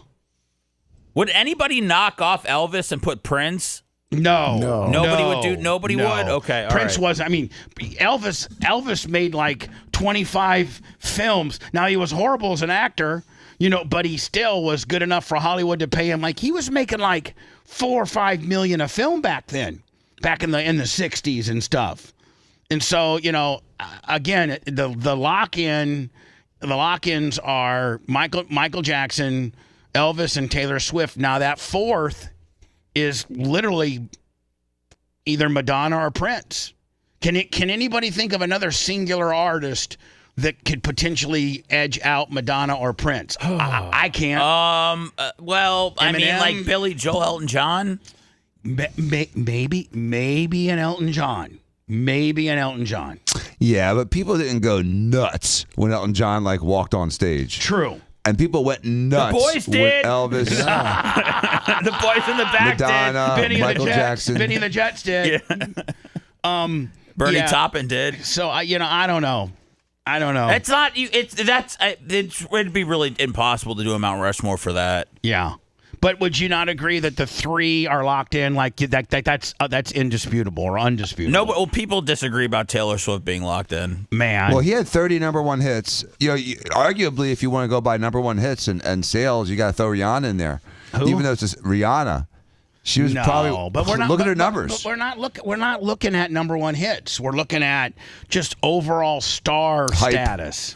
But Dan's Rihanna gave up on music a long time ago because she's got $2 billion makeup companies. But if she kept doing music, then she would have been like an all-time massive pop star. But she definitely now quit in on my that. Jonathan Hay podcast that drops today at noon, he alleges, and you can hear it from his voice, and from this comes from him. No, not that Rihanna touched him. No, that Jay-Z trafficked her. At 15. Really? From Barbados? Yep. That Jay-Z groomed her and trafficked her at 15. Because he worked with her, on her first album? Yeah. Her first hit, what was it called? Her very first single. God, it's a real weird name. Rihanna's very first single. Oh, was it? Yeah, I said Pawn something, yeah. Date something. Pawn Day Replay. Yeah, and that was, Jonathan Hay got hired to help promote that. And that kind of got her in because she originally signed with Jay-Z. Didn't they say Jay-Z was banging like Aaliyah back in the day? Like any young girl that came up, I feel like everybody says that Jay-Z groomed them and banged them. Yeah. So did he got all the boys and he got all the girls? Jonathan Hay, that podcast today drops today at noon. He says, I hate to give it all. I'm not giving it all away, but he says Jay-Z's the next to go down. He says Jay-Z's the next to go down. They've been saying that for a while. Well, finally have a good Super Bowl halftime show then. So now, listen, this is a real thing, and I've been holding on to this story for about, I don't know, maybe 2 or 3 or 4 days. And this is a real thing. And it's called alienation of affection. And there's only, you could actually Google how many states have alienation of affection laws because it's a state law. And I actually know somebody very famous that I'm not going to mention any names that went through one of these. And that is if you're the significant other of a person that's married. They're 6. So there's 6. So what states have alienation of affection lawsuits? And I'll tell you what that is. North Carolina, Mississippi, South Dakota, New Mexico, Utah, and Hawaii. So if you're dating if you're a single dude or a single girl and you're dating a person that's married in one of those states and they, either break up with their husband or wife or don't want anything to do with them or just whatever, and the significant other can prove that you're having an affair, it's called alienation of affection. It's a real civil law. It's not criminal. They're not going to put you in prison, but it's a real civil thing. And this TikTok star they just broke it off. the person that was suing the person that was getting cheated on got this TikTok star to pay $1.75 million. So your wife's cheating on you with some TikTok star. You live in one of these 6 states that have alienation of affection, laws on the books, and you can prove through tech. The person that I knew, the person that was getting cheated on just hired a private investigator, and they had all the pictures and all this kind of deal, and then. A lot of couples, have access to their other one's phone records, and it's not really hard to prove, but it's a thing. I never knew it was a thing until my friend got caught up in one. Thank God Florida's not in there. Yeah, I'd be broke. Good evening to you again, Lauren. Back when I was running hard at the 98 Rock days, I was blasting all kinds of married women. I'm saying. Well, I spoke with the... I mean, you better look and see, wherever you're at. If you're in one of these states and you're screwing around with a married person, you're at risk. Good evening to you again, Lauren. So I spoke with the attorney for Akira Montague. She filed this case in a Durham County courtroom just last year. Her attorney and I, we talked at great length, and she tells me... Durham County, which I think is North Carolina. Yeah. Is it not, Dan? Yep. I mean, you were in North Carolina for Duke, weren't you? Yep. Durham County is where Duke is. That's where Duke is. Durham County. Durham Bulls. Highest settlement in an alienation of affection case. It's the third highest settlement in an alienation of affection case that the state has seen. That the state has seen since 1895. Hold on. Since 1895. Yeah, but they weren't giving away $2 million in the 1800s. Hold on. These are photos shot by the News and Observer from the trial involving a wildly popular Wake County viral TikToker facing civil allegations of alienation of affection and criminal conduct. Now, is that the wildly popular TikToker, or is that the old girl that got cheated on? Let's see here. Hold on. Conversation for allegedly having an affair with a married man. In her 14-page civil complaint filed last year, Akira Montague of Durham claimed TikTok star Brene Kennard not only had an affair with her husband, Tim Montague, but she flaunted that affair all over social media to Kennard's millions. Hold on now. The big girl's a TikTok star. The big girl's the TikTok star? Yeah. Oh, my God. And Will they give him $1 for every pound? I don't know. Well, peptides. I can't imagine why that's popping up on there. Accusing her. Here we go. Verbally flirting. Here we go. Verbally flirting with plaintiff's husband. Having a sexual affair with Montague's husband, among other complaints. I spoke with attorney Robinetta Jones, who represented Akira Montague, about the details of the complaints that were alleged. So when you are thinking about alienation of affection, you have to think about the humiliation that the spouse went through. Ms. Kennard flaunted her relationship with a married man, and of course it went viral, and my client was humiliated as a result of that. I want to see the client. Is this now, Lummy? Is this African-American woman with a white jacket on the left? Yeah. Is she the TikTok star? No, she's the one that was cheated on. She's the wife that got cheated on. Yeah, the big girl, big girl, is the TikTok Jones star. says her client is happy with Monday's outcome. Have we seen her yet? Yeah, that was the first one we saw. That looked really sloppy. To you again, Lauren. So I spoke with the attorney for Akira Montague. I want to see the TikTok star. She filed this case in a Durham County courtroom just last year. Her attorney and I, we talked at great length, and she tells me this is the third highest settlement in an alienation of affection case that the state has seen since 1895. What does her husband look like? That's it. That right there is the TikTok star. Yes. So how much does she make as a TikTok star, you think? I don't know. How much? How are we getting people like her paid millions of dollars that they can get sued for millions? Enough where they can scratch off 175, Dan, and not hurt them. And she's still probably getting her SNAP benefits again. From the trial involving a wild... I don't know. I got a report today that shows that there's 190,000 people that are getting SNAP benefits that are dead. Oh, I believe that. She said that they said she's worth about $2.2 million. They all voted for Kamala too. Here we go. TikToker facing civil allegations of alienation of affection and criminal conversation for allegedly having an affair with a married man. In her 14-page civil complaint filed last year, Akira Montague of Durham claimed TikTok star Brene Kennard... Man, if you have to shell out 175, Lummy, and you're only worth 2.2, that takes you right down to zero. That's right. Do you think that she sued him because her husband's just a broke dick and she couldn't get anything out of him? They have 2 kids together. I think but money wise. But I think Dan, she did it for one, to get a payday, right. And 2, the marriage was obviously over, and 3, that's a lot of money. You're not going to, and you're only in one of 6 states that even allow this sort of thing. So why not go for it, right? Had an affair with her husband, Tim Montague. Now she's going to get divorced from him. I don't know what type of job he's got, but she's going to probably get child support payments too. I sent you her But she flaunted TikTok. that affair all over social media to Kennard's millions of followers, accusing her of verbally flirting and having a sexual affair with Montague's husband, among other complaints. I spoke with attorney Robinetta Jones, who Seems like such a represented weak Akira law. Montague, about the details of the complaints. I know, that's why only 6 states have it. It's sort of like an adultery law, if you think about it. It's sort of like a loose way Adultery of is like, pretty cool in 44 other states that were alleged. So when you are thinking about alienation of affection, you have to think about the humiliation that the spouse went through.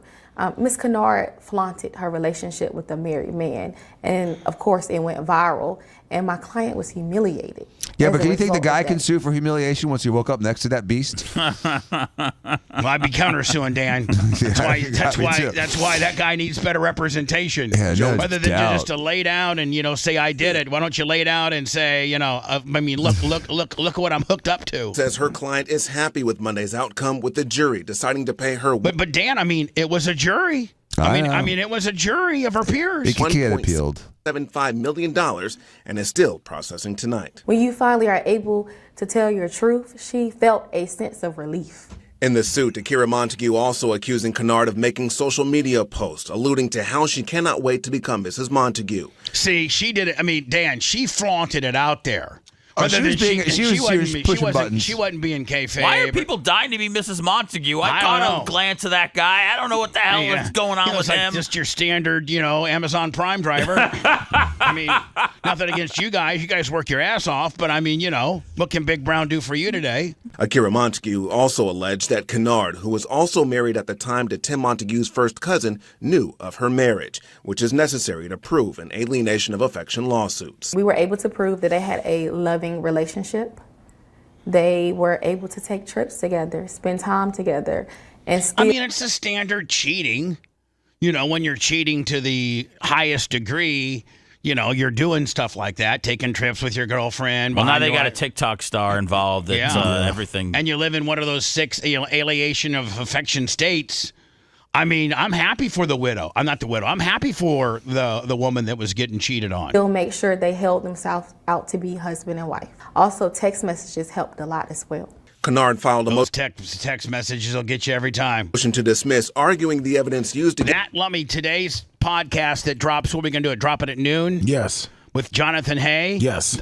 The reason why he was John Doe on this lawsuit against P. Diddy is because he needed all of the evidence that he had to let the federal trial go through and get whatever the outcome was going to be. But the feds had already done all the legwork. Dan, sometimes when a criminal case has been tried, then the civil comes because a lot of the discovery and legwork has already been done criminally. Right, by the state. Right, and so you can come in and get all that. So he needed to prove text messages and things like that existed, but being the first person to ask for it is a discovery nightmare. Right, Dan? It's a discovery nightmare. And some of the money that they charge to get this data is just unbelievable. Lummy, you're saying, Lummy, we're trying to get the body cam footage. Is this something I can talk about? I'd keep it. Just keep it down for now. Okay, all right. Boy, I'll write you a check for that. That would be. I think it would be amazing. I think it would be too. Yeah. But when you're asking for forensic data of electronic media and things like that, you got to hire experts to come and get this, and it costs a lot of money. All this has been done already in the P. Diddy criminal deal, so the Jonathan Hay guy can come in now, identify himself as to who he is, and get this and is privy to this data. It's already been done. Against her was private and unlawfully obtained. The judge denying that request. Jones says her client represents other women who have been in similar situations with their partner. She has a voice for women that have been hurt. See, I wonder how many women don't know in these 6 states that this sort of thing exists. But how much humiliation could you have if you're not getting publicly outed by a TikTok star? Well, I mean, they go into emotional distress and, that and pain and suffering. And when you start throwing those numbers around, Dan will tell you as an attorney, that could get scary at times. I mean, right? Like if the woman properly got, let's say the woman that's being cheated on went to a therapist, told, properly got diagnosed as being depressed and whatever, that number could be pretty large. What if you're dealing with an affluent person? What if she was telling her man every day that he's worthless and that she hates him and if they had texts that said that would hurt her. That would hurt her cause. Right. That could be emotional distress for this man. Can you imagine if you're North Carolina? All these attorneys are always trying to get a leg up. Like for instance, Morgan & Morgan. Dog bite, call, pound law. Broken heart. So can you get cheated on? Call. Right? I mean, Dan, think about it, right? Arguably, yes. If you're in one of these 6 states, you could say, get cheated on, husband cheating on you, call. I mean, you could advertise those services. A lot of people probably that live in those 6 states don't know that these alienation of affection, cases exist. By friends and by their loved one. So a lot of people say that they can recognize themselves in my client. Dark match LeBron. And North Carolina is one of 7 states in the country. This guy is saying 7. Yeah.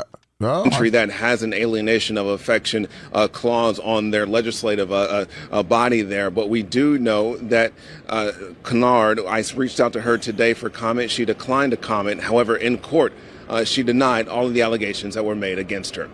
We're live in downtown Raleigh tonight. Dwan Hogarth. 1.75. When I return, did you see this where the OJ... Now, I didn't know OJ Simpson was worth that much money. Or is this a case where OJ's worth more dead than alive? Much like Michael Jackson died owing like hundreds of millions of dollars to different, one of which was the IRS. And within 5 years of somebody managing Tomorrowland and his music catalog and things like that, I think the Michael Jackson estate's now worth nearly $1 billion. They were able to turn it around. Well, did OJ is he worth more money dead? Because in my next article that I run on the way back when we come back out of commercials, OJ Simpson's estate settles or signs off on a $58 million Ron Goldman settlement. Remember, when Ron Goldman won civilly, he had, I think, a $58 million judgment against OJ. Remember, OJ played the shell game where he would buy a house in Miami in his daughter's name, and didn't he hide or sold his Heisman to a cousin or something like that? Yeah, and completely was playing shell games with his assets. So is he? I mean, in order to settle for $58 million, you gotta have $58 million, right? Oh, yeah. Apparently he's worth 3, and I guess he owed them 98. So he's worth $3 million. It's said that when he died, he was worth $3 million, OJ. And he owes the Goldmans $98 million. Yeah, but it looks like somehow they settled on 58. But how? I don't think he ever paid him anything, by the way. He never did. No. He didn't. He never paid him nothing. And Ron Goldman would be like, I'm going to go to my grave trying to collect this money. Oh, wait. It says since 1997, the Goldmans received around $500,000, of which $133,000 came directly from Simpson, and the remainder came from the forced sale of his memorabilia. Where's the other? I mean, where do they come up with 50? Well, let me play. They come with $98 million. Yeah, but I think Goldman. That's ridiculous. That's interest and penalties on the original 58. But I think Goldman said in this story that I'm going to play that if you guys can scratch up 58, I'll take it and waive the penalties. I'd take it. Yeah, no kidding. I'd take 5.8 at this point. but I didn't know that. I didn't know that the OJ estate would be able to scratch up 58. I mean, because I think his pension. What was his? Didn't he? I mean, I think at one time he was. I think he got like $26,000 a month from the NFL. Yeah, that's what it's looking like. Okay, so they can't touch his pension. So originally he was ordered to pay the Goldmans 33.5, and that number has grown to 96 million with interest. He was worth 11 million at the time of the trial, and he died at 3 million. That's what they say. We'll get into that story next. If you want 24/7 on-demand Bubba and the crew, go to BubbaArmyHQ.com. Right now. The Bubba the Love Sponge Show will be back after this.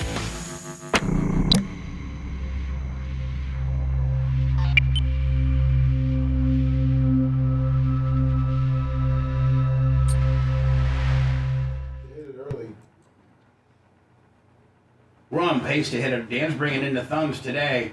Now, if we can just bring in the Kiz Ash? No, yeah, well, of course the Kiz Ash, but bring in the subscriptions, follow notification, Willie. So, Lummy, are they saying that this Congress lady was getting texts from Epstein when he was in prison? Yeah. The 2018, I believe it was, the Virgin Island lady. And on what to say when they were, when Michael Cohen was testifying. And then I can't play this TMZ deal till the after show because Harvey cusses. Of course he And does. then the South Park episode, I'm going to wait for the after show because of it's pretty explicit.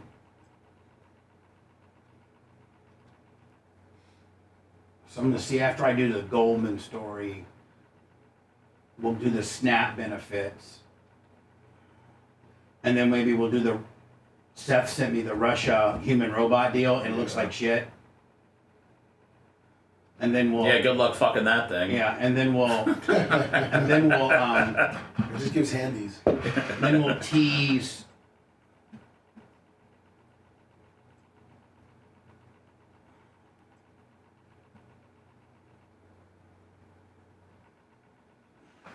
I can't tell you who they are. I just don't want to do that. The Wolfman, $5. Thank you, Wolfman. What's that? The Wolfman, Dirt Merchant, $2. Wolfman, 5. Thanks. With those thumbs. And on the rumbles. Get us handed.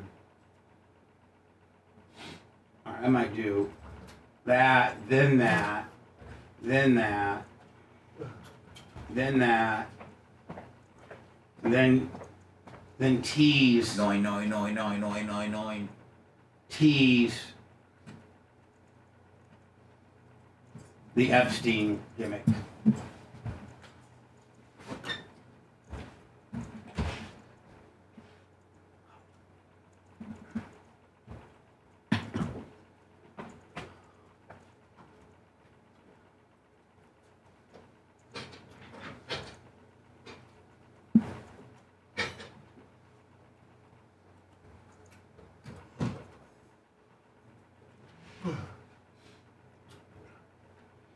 So I got like the next gimmick set up here. Is hot mic working, guys? Yeah. Okay. Thank you, Dirt Merchant. You see how we're always thankful.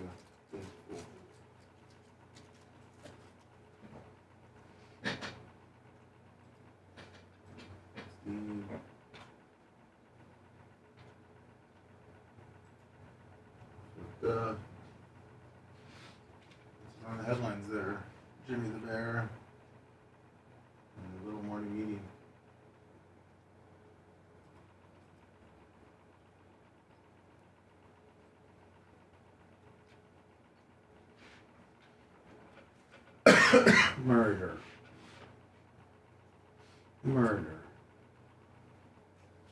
Murder. Sex. Suicide is overnight. Murder. Okay. So, and then it may just be able to flush it out.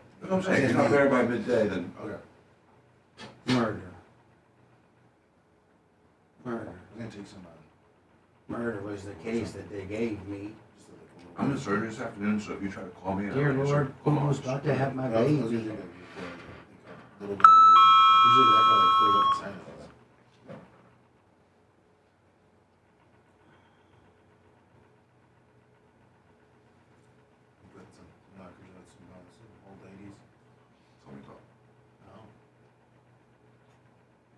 That's John Castica. What procedure do you prefer to? What's up, Johnny K? Let me check my those are the easiest. PayPal. See if Johnny slipped me any fucking kids. Left, like eyelid left. You got the second. Mushroom Mitch is my last kiss. Oh, yeah, thank you. 40 minutes. What's up, John Costica? That's not surprising how quick this thing was.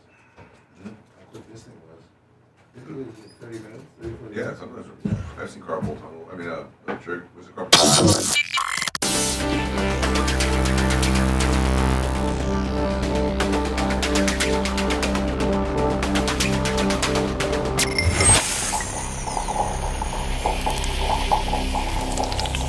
The Bubba the Love Sponge Show, listener supported via PayPal, Venmo, and Cash App, all at the Bubba Army, now returns. Johnny K, he slid up in my PayPal, homie. Woo. Got up in my guts for 100. Still slinging, homie. Out of Valpo, Indiana. Love you, Johnny K. Appreciate you. The whale, if you will. Today's after show will be me, Lummy, and Seth. Just cut it up for about 45 minutes or so. Then I got an 11 o'clock appointment today I got to go to. I have to go to practice. For tomorrow's interview. Oh. I got to go to practice. Interesting. Is it practice? Yeah, there's a practice. Really? Yeah. Because I got to just say the right stuff. Not get down a different, just I got to be I'm really nervous about this. I'm also nervous about what I'm going to wear for the Glow Bug wedding. Really? Yeah. I don't know if my jackets fit me as good as it used to. It seems a little tight. Is it an outside wedding? I think it is. You've lost weight since Ronnie's wedding. I don't think so. I think I've gained weight. Oh, you look it to me. I don't know. Yeah, you look thinner. Outside, you can let it eat. That's true. Oh, you can? Oh, yeah. And so there's different rules of outside weddings versus inside weddings? Yeah. Yeah, I think so. Yeah, inside weddings are more formal. Outside weddings can be a little more, Yeah, because the elements. Yeah. Where is it? In this area. I should probably check the weather. Let's see what the weather's. But see, knowing Florida, the weather on Sunday is going to be like high 85. Yep. So let me see here. Sunday, high 80, low 65. Oh, nice day. Beautiful day. So puffy clouds. Probably the same thing you would wear inside, you have to wear outside. So at least I'm going to have to wear at least a pair of slacks, a nice button-down shirt, and a jacket. Yes. At least that. Yeah. So I'm looking for that. And I'm in my different categories of fatness. 5 years after a civil jury found O.J. Simpson liable for the murders of Nicole Brown Simpson and Ron Goldman, there is finally a major development. Simpson's estate has officially agreed to pay Fred Goldman nearly $58 million. See, I just don't know where they're getting it. I just don't know. A figure that reflects decades of unpaid judgment. See, Dan, I don't even think you can go if you were the people that were, handle the estate and, OJ got what's let me $25,000 a month in pension. If you would go and use that as collateral, along with his house and anything else he may have owned, I don't know. His retirement account must have been stacked because they couldn't touch it. Oh, so maybe they're using that. Yeah. Or to borrow against that, right? And then make payments on the 58? There's a bunch of different ways of doing it. And again, he's probably worth a lot more dead than he was alive. Accumulated interest. The original civil verdict in the 1990s awarded the Goldman family tens of millions in damages. Yet Simpson never fully paid what the jury determined he owed. Don't forget, Lummy, we had OJ on the air. Yes, we did. Yeah. Is that available on Bubba Army HQ? Yes, it is. You said he was a really nice guy, too, right? Let me tell you something. So I had him in the studio for about 2 hours. Salt of the earth like Angus? Not salt of the but I mean very, first of all, the biggest head of anybody that I've ever taught. Bigger than Hogan? Yes. Wow. Well, same size. Comparable? Yes. Because they were like gingerbread men. Yes. Hogan and OJ had about comparable heads. Big ass heads. And I got to tell you, man, absolutely charming. after he told his story, you would thought he didn't do it. Bundy's charming. Yeah, until they started sticking cotton up his butt. For the years, interest continued to grow, and the family repeatedly pressed. I will tell you this. I think he killed Ron. I think he killed his wife, his ex-wife, and Ronald and what was the guy's name? Oh, Hot Take Sponge, Ron Goldman. Right. Yeah, I think he did. I think he was the sole murderer, but I think that they really railroaded him on that Vegas deal. He did 9 years, and I think that was just a straight. We're getting you a little bit back. Yes, my uncle was playing cards with him the day of the murders at Riviera Country Club, where they were both members. And he said that OJ was bitching that day about Ron and how he was just making him look bad and pissing him off. And his ex-wife was pressing his buttons. People have buttons. You have I know. buttons. Yeah, you do too. Yep. And Seth's got buttons. Yep, and she knew how to press. Lummy's the only one that doesn't have any buttons. You can't flap Lummy up. Nah, he's like a new iPhone. It's just a smooth screen. Yeah. we all got buttons. Even Macho's got buttons, but Lummy, no buttons. No buttons. No buttons. I mean, the only buttons you could really mess with Lummy if you went and say, "Hey, I'm going to go kick those goats out back." He would actually, he would tear you limb to limb. Yeah. Right. That's about it. Very sensitive. So anyway, so your Uncle Nick, right? Yeah. He's playing cards with OJ, day of murder. And he just said, that woman pushed all his buttons and did everything she could to taunt him and harass him, including letting Ron drive around in his nice cars and stuff. It was just, she did everything she could to piss off OJ. And I guess she didn't realize that, eventually the straw is going to break. The camel's back. For accountability. Their persistence has finally resulted in the estate accepting a claim valued at just under $58 million. Good for the Goldmans, man. For real. You lost your son. You can't ever put a value on that. It's so sad how it all went down. But they've been going after justice and this for how long's it been now? 30? Since the day 30 years. Since the day the criminal gavel fell, they've been fighting this fight. Just imagine if this happened in North Carolina and OJ sued Ron for $50 million for affection deflection or something. Yeah, affection deflection. Affection deflection. Listen, Your Honor, I had to kill him because he was violating the affection collection deal. Significant acknowledgement the Goldmans have received since the judgment was issued. The decision represents a major reversal by the estate's executor, who initially stated he intended to give the Goldmans nothing. But with mounting legal and financial pressure, the estate has now agreed not only to honor the claim, but to begin assembling the funds needed to satisfy it. I just want to know where that's coming from. That process will likely involve selling Simpson's remaining assets, including personal property and memorabilia. Well, yeah, you have to sell everything you have. I mean, everything. Some items are reportedly that much. missing or stolen, and efforts are underway to recover or track them to ensure they can be included in estate liquidation. Yeah, they're talking about the Heisman Trophy. OJ was playing cute games with where his Heisman Trophy was, and that's supposedly worth, a couple $1 million. I mean, I got to think that big-time sports memorabilia. I mean, this is your world, Seth, but the Heisman. I think his Heisman would be worth some money. Yeah, that's what I'm saying. Yeah. But a lot of people don't realize is there's two Heismans. There's one that gets put on display in the Heisman, museum, or maybe even the college usually gets it too. And I think they make several, but the original Heisman number one is the one they give the player.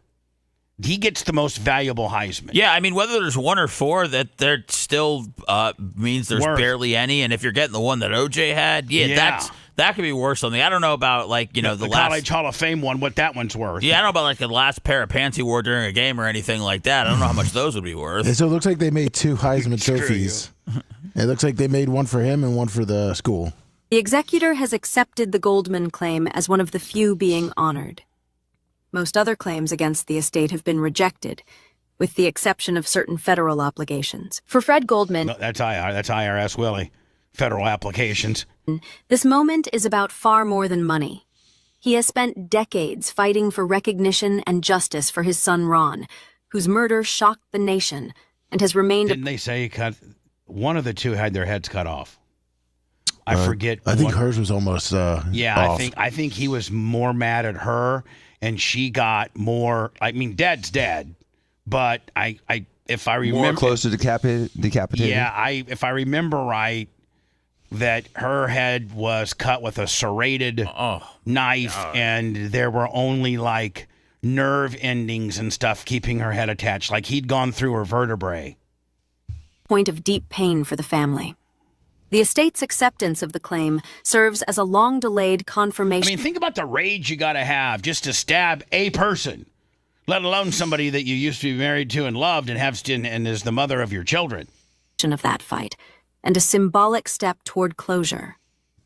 Even though the payout does not undo the tragedy, it finally brings a measure of accountability that Fred Goldman has pursued for nearly 3 decades. I mean, at this point, Dan, if you get a $58 million settlement from the person that has been civilly charged with killing your son, got away with it criminally, but not civilly, which just goes to show there's a far difference of burden of proof of civil versus criminal. At that point, if you settle, you're acknowledging that it happened, right? Yep. Or you're just being compliant to the court, I mean, do you think Alex Jones thinks that happened with him? Do you think that he was, Yeah, but he didn't offer a settlement. He was offered. They fined him. A jury came up with his number. Yeah, a jury came up with this number. No, well, yeah. It was a trial. But now they're settling. Now a jury came up with this number, and now the Simpson, estate is recognizing that number and trying to make it go away. So do you think, Bubba, this is a little related but a little unrelated. So how many plaintiffs were in the Sandy Hook case? 20? Yeah, ish. Roughly 15 to 20. 15 to 20. So say Alex Jones like, listen, I'll give you guys each $2 million, but take the foot off my neck. They wouldn't take it. They just want to see him ruined. It has nothing to do with even the money. They just want to destroy him. Plus $2 million for your dead kid at nothing. $58 million. He didn't shoot him. No, I know. He didn't kill him. I know. There's 15 plaintiffs. Doctor, was your uncle? Did he testify? No. He should have. Significant chapter in one of the most enduring and emotionally charged legal sagas in American history. I think he was on the witness list under the dog. If you found this update important, please. You know. After the dog barking testimony, it's like, okay. This is gonna be a long freaking trial. Because your dad and your uncle were twins, and they were really close. That Daddy Joe got a call in from Uncle Nick saying, "Daddy Joe, what do I do?" I bet you Daddy Joe helped navigate him through what he needed to do. Probably on that deal. Yeah. Here's Russia. Russian's first humanoid robot powered by artificial intelligence. Not doing so good. I mean, especially if the Elon Musk stuff and their robots are for real, like as good and as fluid moving as they are. Russia's way behind us. And did they really play the Rocky music at the presentation, or did somebody dub that in? No, they played it. I mean, this looks like an 87-year-old guy at the nursing home. Remember, you want to bang these, Bubba. These are the women of the future. Right. No. Fill up the water tank. If I was sitting on the couch and she was coming from the kitchen, take her an hour to get there.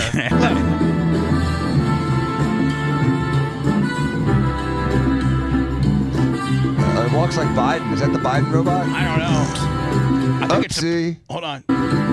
Fart. Hold on. This is funnier than hell. I'm okay.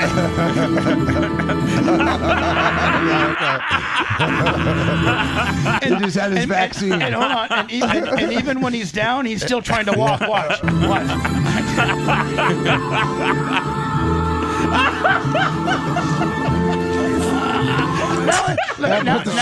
Now the lummy brings the sheet up. They're blue tandem. Yeah, like a Formula One car. Get the hell out of here. That's what happens when you program in Russian. It said it can move up to 3 miles an hour. Yeah. Bubba, it's funny because we have all these humanoid robots being presented, and it's gotten to the point where people think that there's people inside the outfits, and so like in China, they'll start cutting off the arms and legs of these robots to prove there's no one inside. Can you imagine start cutting? You're like, ah! Stop! Stop! It's a Houdini They robot. paid me $100 to get in this suit. You're not supposed to chainsaw my arm off, bitch. Breaking news: Agricultural Secretary Brooke Rollins. Who? She's our agricultural secretary. I think she's the woman on the right to overhaul the entire SNAP food stamps kind of gimmick. And I have no problem with this. I have no problem with, and I don't want anybody to go hungry. And but you gotta get a grip on you gotta get the fraud out of it. But listen, if people would keep an open mind about this, and let's say that you're on the SNAP program and you're legitimately qualify and you are legitimately supposed to be on the SNAP food program. If they could eliminate nearly, 800,000 fraudulent claims, wouldn't that potentially give you more money? You know what I'm saying? For the people that, Unless you're a double dipper. Well, That's true. Day one, when I was sworn in, which was earlier this year in February, they're saying 186,000 people that receive SNAP benefits are dead, and 500,000 recipients are double dipping. Oh. So how many total recipients are there of SNAP? It's like 20 million? I think 41 million, right? 40 million? Is it 41 million or 4.1 number? I think it's... Here, maybe going to ask Alexa. Probably 40. Good morning, Alexa. Alexa, hello. Good morning, Alexa. Alexa. Hello. Hey, bitch. You there? You there? Alexa, good morning. Good morning. I have some splendid news to share. Harry Potter and the Sorcerer's Stone is now available on Audible. Alexa, turn off. Off. Hey, Alexa, how many Americans are on SNAP benefits?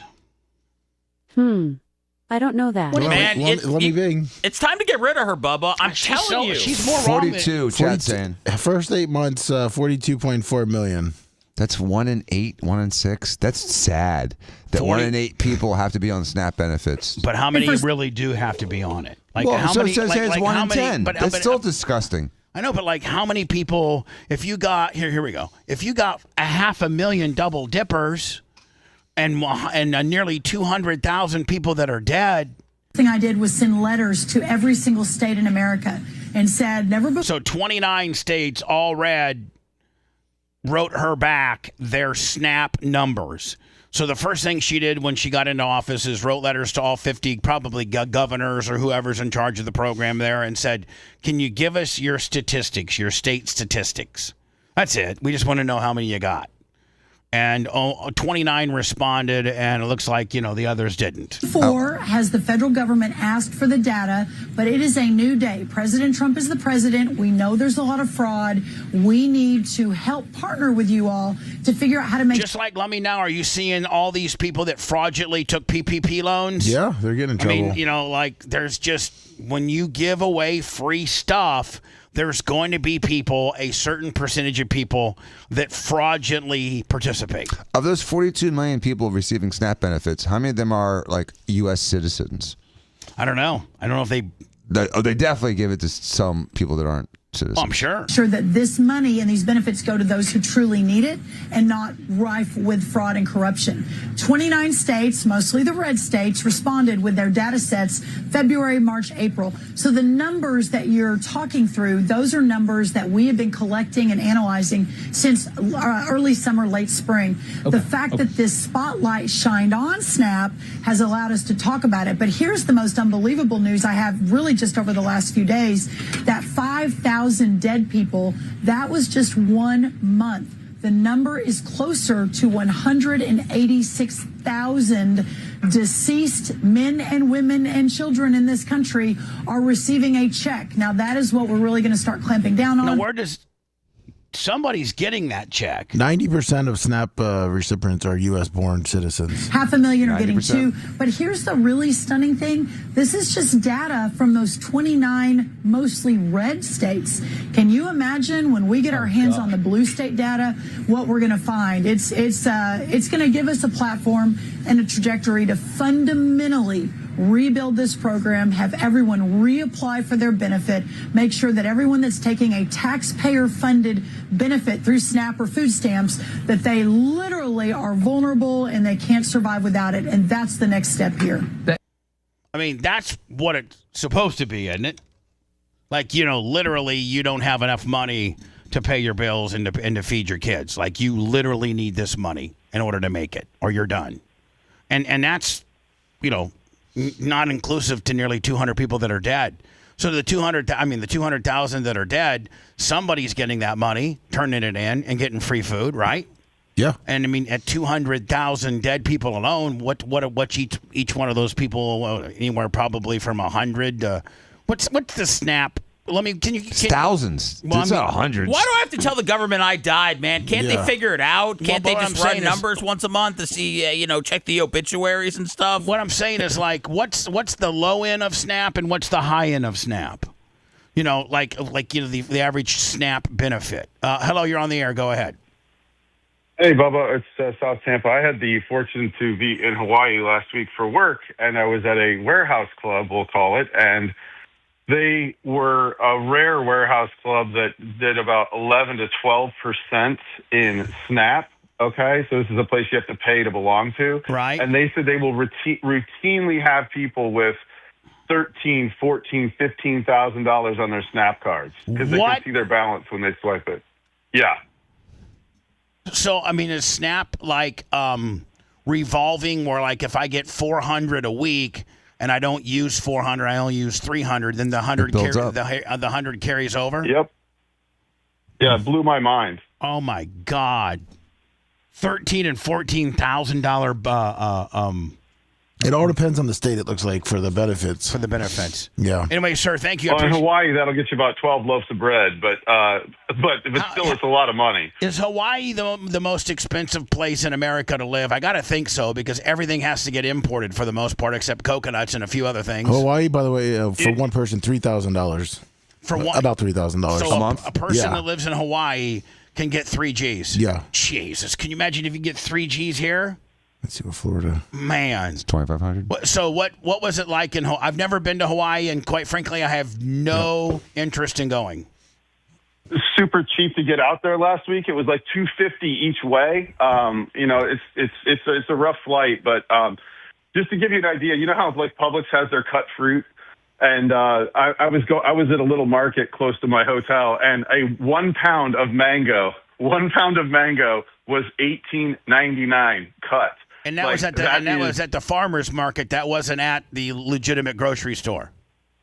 No, it was at like a grocery store in the resort area, but it was you know how like sometimes you see a price of something and you take a picture of it because it's so shocking? Like I took a picture of it because I was like, I mean, this makes Publix look like they're giving stuff away. What about like beef and chicken and eggs and things that they probably don't grow a lot? I mean, I don't know if there's a big beef contingency in Hawaii. I mean, I don't know large cattle or anything that they have to bring in. So mainly, pretty much everything comes in on a boat or a plane, and it comes into Oahu typically. So if you live on one of the other islands, I happen to be on the Big Island. If you live on one of the other islands, so it gets shipped in there, and then it has to get shipped by a barge or whatever to the others. So it just starts adding up. Now it's cheap. You can live off the grid in the south part of the Big Island for $200,000 or $300,000 house. Now it's not going to have any power. You're going to live off of rainwater, but you have a view of the ocean. You also might have people living in a tent next to you. Hold on, you don't have any power and you're living off the rainwater. How do I catch the game on Sunday? You'd have solar. Yeah. People that go to Hawaii to get off the grid, Bubba, don't give two rats' asses about the NFL. About the game on Sunday? No, yeah, that's why they don't care. I'm so gridded out. I love living on the grid. Yeah. You care about the sunrise and the sunset. You too, Seth. Don't even think about it. The grid's cool, man. I mean, you couldn't live off the grid, buddy. Neither could I. I couldn't survive one day without. I'm pro-grid. Yeah, I'm pro-grid, man. Pump that power, dig that coal, dig that oil, fossil fuel. What's it called when you turn fracking? Frack it up, baby. I don't care. I want my gas to be $2.25, and I want my power to be cheap. I want everything. I want coal. I want oil. I want natural gas. I want solar. I want wind. I want give me it all, my friend. I want a backup generator. I want everything. Now, what about the chicks out there? Like, what's the native Hawaiian chick look like? I mean, I would say Tampa has a lot better looking folks, but you got a lot of Samoans out there, right? Like, the big Samoan population. Yeah. What's the Samoan girls look like? The bad thing about a Samoan, the bad thing about a Samoan girl like is The Rock. when you go back to her and meet her dad, he looks like Papa Shango. Yeah. You know what I'm saying? so I mean, it's a great place. I would encourage you to get there before. No way. I will. No way. You never going to Hawaii, Bubba? Never. I mean, Never. Come on. Not unless Warsaw High's playing there, Dad. No, I am not going to Hawaii ever in my life. Ever. You get pilled up and you get pilled up and you wake up in Oahu. It's not a big deal. No. You know what? I might go to I think I would maybe go to the other way, like maybe go to Europe or something like that. Yeah, it's a lot quicker. Tom Bean went to Japan. He gets back tomorrow. Like that's a 14. You're not cut out for that. No, I'm not cut out for that. Listen, 2-hour flight to Indy. That's my vacation, buddy. Get a rental car, another 2 hours to Warsaw. Boom, I'm good. That's my vacation. That's how long it took me to get to Phoenix. And then I went from Phoenix and then it was 7 hours from Phoenix. You think Phoenix is pretty far west, right? And then it's another 7 hours. Well, yeah, so, usually Hawaii's 5 from LA, 7 from Phoenix, something like that. Brutal. Yeah. I'm glad it's over. But I slept on the plane coming back. I flew all the way to Dallas. There's a direct flight. Larry Plummer can meet you out there. Direct flight right from Chicago to Oahu, baby. Let's look it up. Larry Plummer can meet me at Tom Bean's cabin, LJ, Georgia, and we actually have more fun. You get in the closet and watch him and Mary. No, those days are over, please. They're just beginning, Sponjo. I got my own. People get hornier as they get older. Please. Anyway, sir, thank you for the Hawaiian update. So you'd rather be off the grid like in the mountains of North Carolina than in Hawaii? I'm not off the grid in the mountains of North Carolina. But would you rather? Well, sort of. It's hard to get reception and stuff like that. And Tom Bean's place, you get the highest speed internet known to man in his $4 million cabin. I thought you went out there. It was part of it was kind of like getting away from the hustle and bustle and kind of getting off the grid in sort of like a friendly way. No, you're on the grid. It's just in the mountains and stuff. Yeah, you're on the grids, but in the mountains, which is the best ever. Do you really like being attached? What do you mean? Well, I mean, like to the football and stuff, just to everything. I mean, isn't there some beauty, Bubba? Do you think? You know and what stuff too. To just having a few days where you do disconnect, truly disconnect. I do, a lot of times when I go to the track, I put my phone on the charger in my RV, and I go out and I'll go, maybe 8 to 10 hours. Not if you want that long. Yeah, without your phone. Yeah, absolutely. There you go.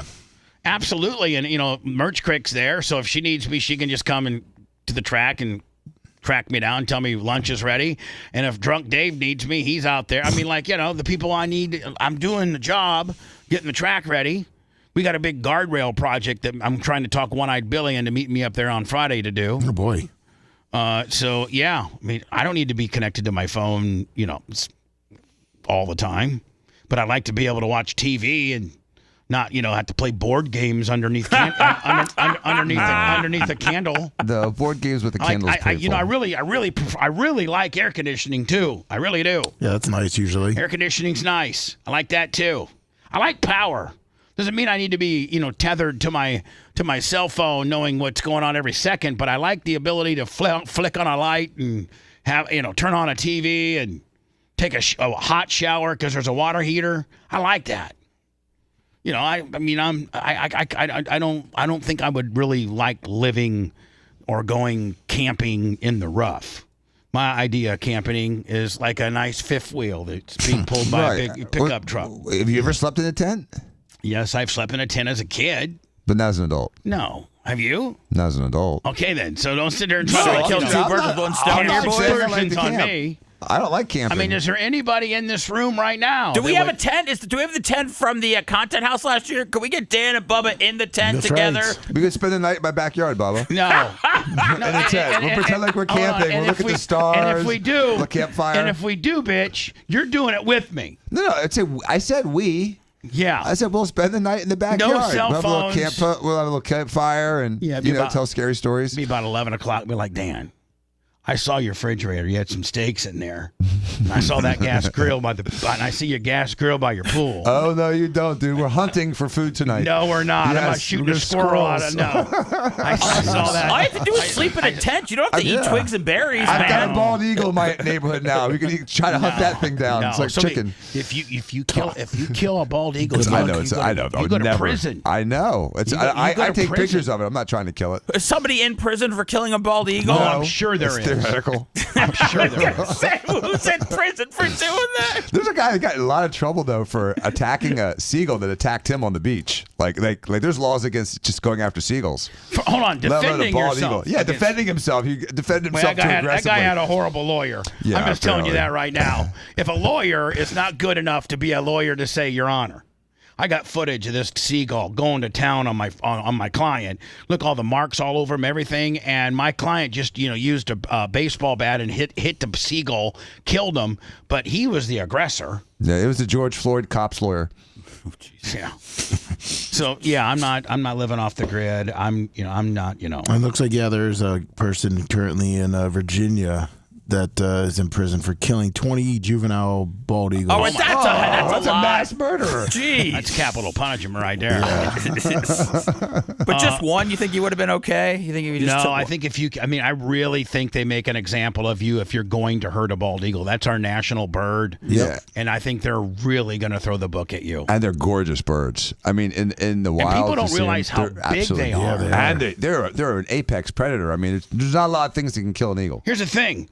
Like, if you got like a little Yorkie or one of those little teeny tiny little dogs and an eagle would come in fact, I think it happened to Paris Hilton at one time. She had like a little Yorkie and she lived like in on Malibu, like, with a rock kind of on the edge of the ocean, and she let her little Yorkie out to go pooty, and I think either a coyote or a big condor came swooping in and grabbed it and took it away. Can you imagine? You're letting your little toy, puppy teacup thing out, teacup Willie go out back to do a little pooty, and next thing you know, you got a condor or an eagle that's got it, and it's now, and you can't get it back. And a lot of times the way they'll kill it is they'll get over rocks and they'll drop it. Yep. And then they'll do it twice sometimes. So they'll do it twice just to make sure they got it. Yeah, so then they go down and pick it up after it's been dropped on rocks, and if they think it's still got some life in it, they'll drop it again. It looks like if you kill one bald eagle, the $100,000 fine and up to 1 year in prison. That's one. Mm-hmm. So I think they're beautiful birds. They are. And I would just I would be like Nick Diaco, and I'd just be a bird watcher. I'm not really a hunter. I got guns, and I got some guns that could be considered hunting guns. Dan, you got like a 308. You got 006. You got all types of guns that could take down elk and deer and bear and things. I have an elephant gun. I don't have any desire to do any of that. I really don't. Now, if I had to go out hunting to provide for my family, whatever I eat, we're going to be able to, live off of, then I would hunt. But I don't, call me a pussy. But, as I see if I see that deer, I don't want to shoot him and kill him and take his life. No. Why not, puss boy? I don't know. But what about a hog? You don't really have any guilt killing a wild boar. Do we really need to get into that? I'm sorry. Do we really need to? Yeah. Okay. But I can understand a deer. And I don't think hunting alligators is really sport either. It's just, you take an airboat, someone harpoons an alligator that's just standing there. That's and not sport. I don't think that's much sport. I mean, the only thing that I would probably kill and not feel bad about would be a snake. Because, I don't like snakes. Yeah, like a python? Like, if I was out, and I had my gun with me and a snake started coming at me, I'd shoot that snake. That's about the only thing. Would you shoot or would you rather chop it with an axe? I'd try to chop it with an axe. Yeah. Me too. They can still come at you, though. When I was a kid, I had a moccasin. We lived on a lake in St. Pete, and I had a moccasin come at me, and I actually had a hoe in my hand. And I hit it with the hoe. And it still came at you? No. No. 20 tiny little moccasin babies came out and rolled her out. It was a pregnant moccasin. What'd you do then? So I would have thrown gas on him. It was on the dock, and I just kind of let them fall in the water. Drown. I didn't do anything like, torture-wise. I just couldn't believe it. It was revolting. I was like, oh my God, it's multiplying. Oh, that would scare me. Oh, man. Yeah, I don't like moccasins. They are super poisonous. Trump has now done a reverse end-around Blue Jay gimmick. And I guess, Lummy, I think that it's gotten so overwhelming that he's finally like, yes, let's go ahead and release the Epstein files. Yep. I think that he should. Just because everybody's just so enamored and so freaked out by it. And you got Marjorie Taylor that's saying stuff, and you got your party that's getting ready to put this to a vote, and then at the end of the day, if the House and the Senate pass that it needs to be released, then it goes on for your signature, and then if you wouldn't sign it, then it's going to look bad for you. And I don't think that, in my opinion, Trump's in it enough that's going to hurt him. I don't think. I think there's somebody else they're trying to protect.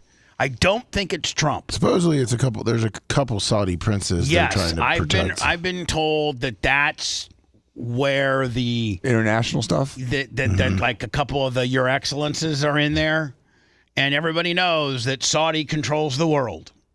I mean, right? Yeah, money. They're the ones that can write, they're the ones that can write billion and $trillion checks for stuff. Oh, we want our own golf league. Let's call it the Live and pay Tiger Woods $1 billion. That old washed up son of a bitch. Phil Mickelson got it too. Yeah.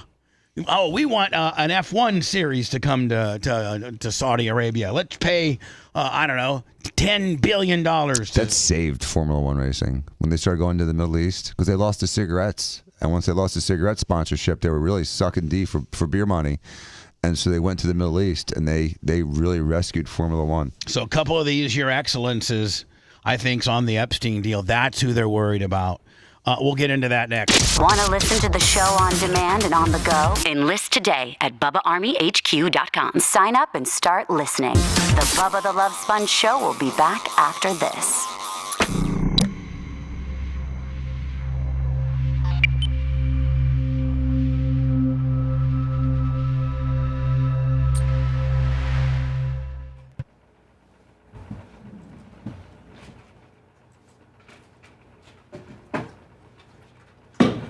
Thumbs up for Dr. Dan.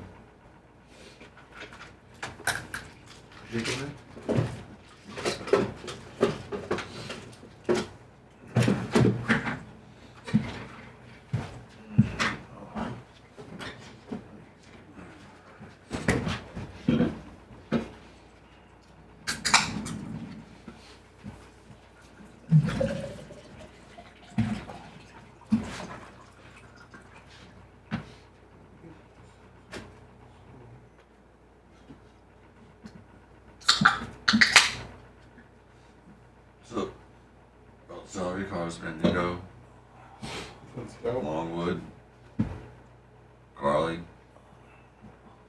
Xerxes,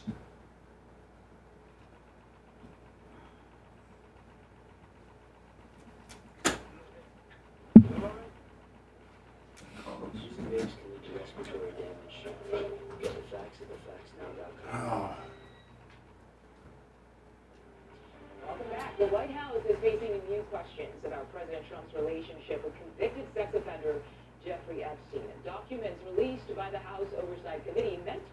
Request. It's kind of cool name.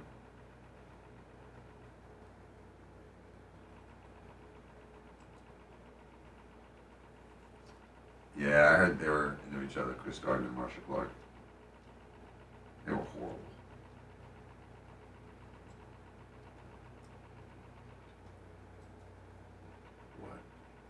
Show? Remember, what? No, Marsha Clark and Chris Darden, these prosecutors, they're horrible. They both had no business doing that case. Who? Marsha Clark and Chris Darden. Oh, they ended up fucking. I heard they did. They did. They ended up having an affair. Yeah, they were did. better at fucking than they were at prosecuting. They should have been doing the research instead of fucking less. Well, they could have convicted him in a 3-week trial. They made it last 8 months. And Ito made it about him. I mean, there was a lot of problems to that fucking thing.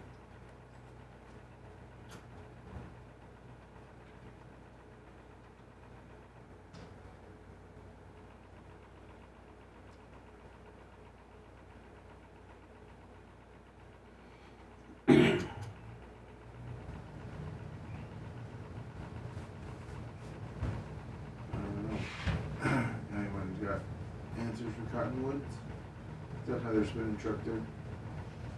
Say redneck, good morning.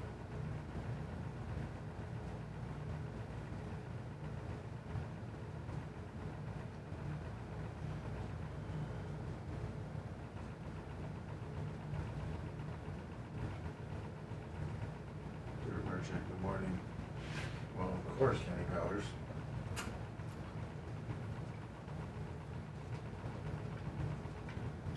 It's a puppy Jasper.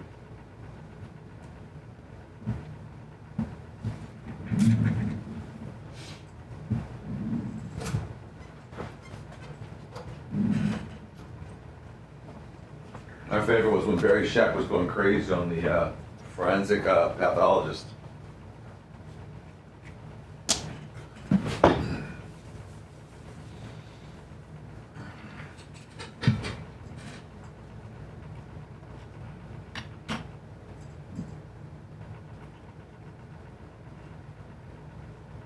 But wasn't his DNA there? And Yeah.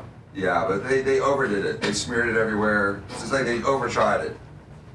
They cheated. well, and plus they had the Mark Furman fucking Right, yeah, the racist guy said the N-word.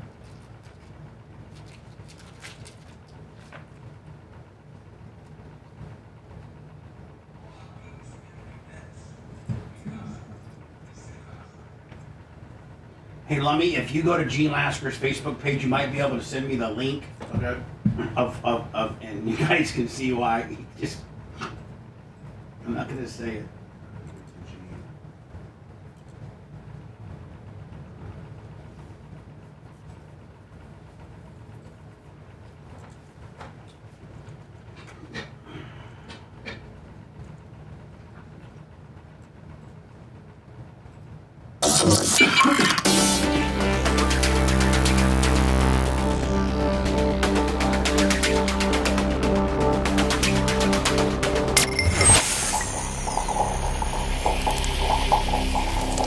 Tired of paying sky-high cable TV bills? Sick of juggling endless streaming subscriptions? There's a better way. Go to getabox.com. With Get a Box, you get every channel, every game, every movie ever made. Watch local and national channels, live sports, all your favorite movies, and much, much more. This isn't another subscription. It's a one-time purchase. No contracts, no fees, no nonsense. For a limited time, use promo code BUBBA at checkout for $25 off any box. That's getabox.com, promo code BUBBA.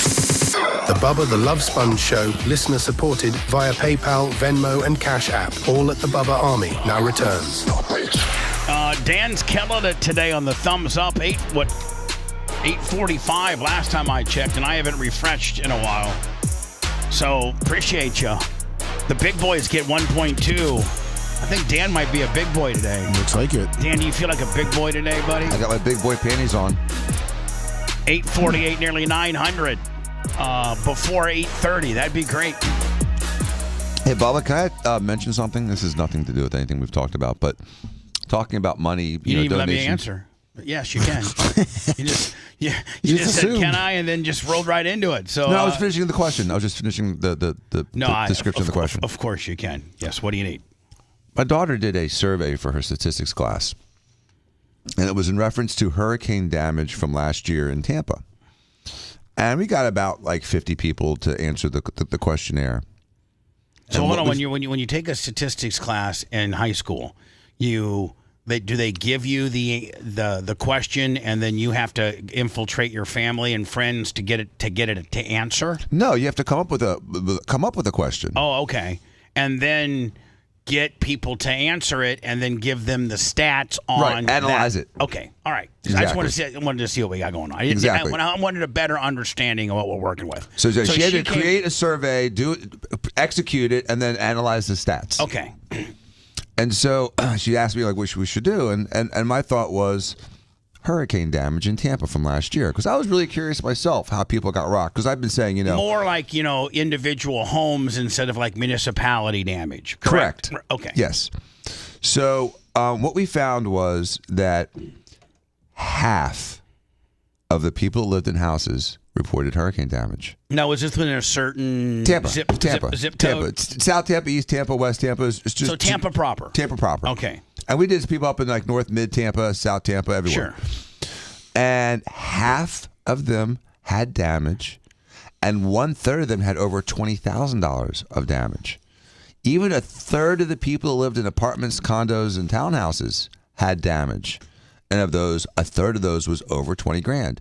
So that tells me, even though it was a BS survey and it wasn't statistically sound and not enough people, and we didn't make sure that geographically it was evenly distributed, that tells me though, Bubba, that between 1/3 and 1/2 the people living in Tampa had some real damage from those storms last year. That's devastating.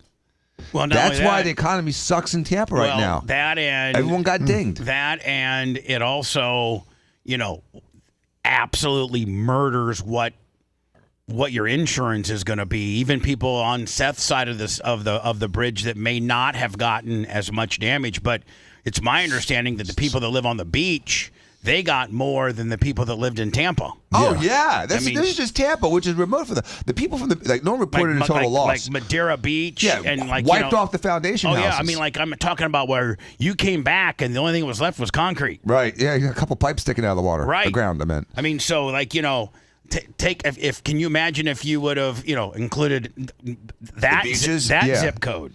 So, but that goes beyond that. So half the people had damage. That also means that the businesses had damage, plus everything was shut down for a while. So you take the household in Tampa, who's got a 50% chance of having hurricane damage, and an 18% chance of having over $20,000 of hurricane damage. Now their businesses aren't doing well either. So in addition to you getting kicked in the balls because you had the damage and the insurance didn't cover it all, or you have a fat deductible, your business was also struggling this year, which the snowballs. And that is really why I think that Tampa is in a little bit of a recession right now. They were talking about Tampa's real estate things being down. The city got rocked. Here's the thing. Tampa specifically, but if you open it up to Florida, they're saying that there's going to be, now I don't know how many people really how many New Yorkers that aren't happy with the new socialist mayor, how many of those, but they were saying that Florida, I don't know about Tampa proper, but Florida could have an influx of between 350 and 500,000 families move to Florida because of this, what's the guy's name? Mamdani guy, of which I think two of his things that he already promised have been shot down. Free busing, and one other thing I saw, and that he's probably likely not going to get much of what he promised through. Then the only thing that he can really control is the police force and things like that, and that's going to be devastating to the city of New York if you're going to cut out I don't know how many tens of millions of dollars on the police force. If there's a place that needs police presence, it's certainly New York. And I think one of his campaign strategies was during domestic violence and suicide calls that they don't send 2 police officers, that they send 2 social workers. And man, I don't see that working out at all. Now I could actually take a middle ground here and say, okay, you know what? With regards to those type of calls, domestic violence or suicide, I can see where you send a social worker, because a social worker might have a different skill set to talk that person out of killing themselves or potentially continuing to maybe they can address or see the symptoms of a battered woman where 2 male cops may not, where a woman's saying, oh no, nothing's happening here, but her mouth says no, but her eyes say yes. But I think in every instance, you at least have to have 1 police officer there for the protection aspect of it. Meaning, like, I agree, Bubba.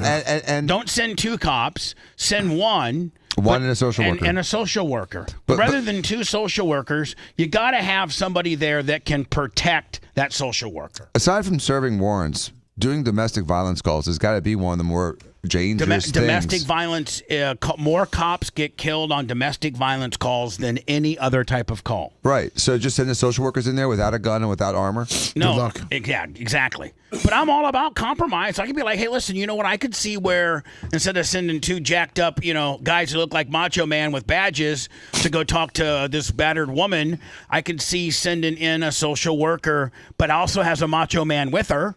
Yeah, how about just one of them little Russian robots that can just emote? I hear you. I fall feel over. You. Fall over. So, anyway. They got some really, those people that have their domestic violences have really good stairs on those balconies. Well, I'm just saying. They're saying Florida might hit a little mini housing boom because of the people that are not happy with. But I think New York proper is so little and not that big of, like, I don't know how many people are actually in New York proper. Most people live in the suburbs. So, I mean, I think the people that live in New York proper actually like this guy and want free, Well, somebody had to like him. He got voted in. He did, and he beat some very formidable opponents. 8.4 million living in New York proper. Oh, my God, that many? Yeah. How in the hell did he win? I mean, because he's straight socialist, isn't he? Yeah. I mean, he's straight socialist. But Bubba, most of the people that voted for him were like, okay, he's going to make it free buses, free food, free childcare, less police, right? Lower the rent, and everything's going to be better. And every communist/socialist speech starts that way, and it's beautiful. I mean, socialism.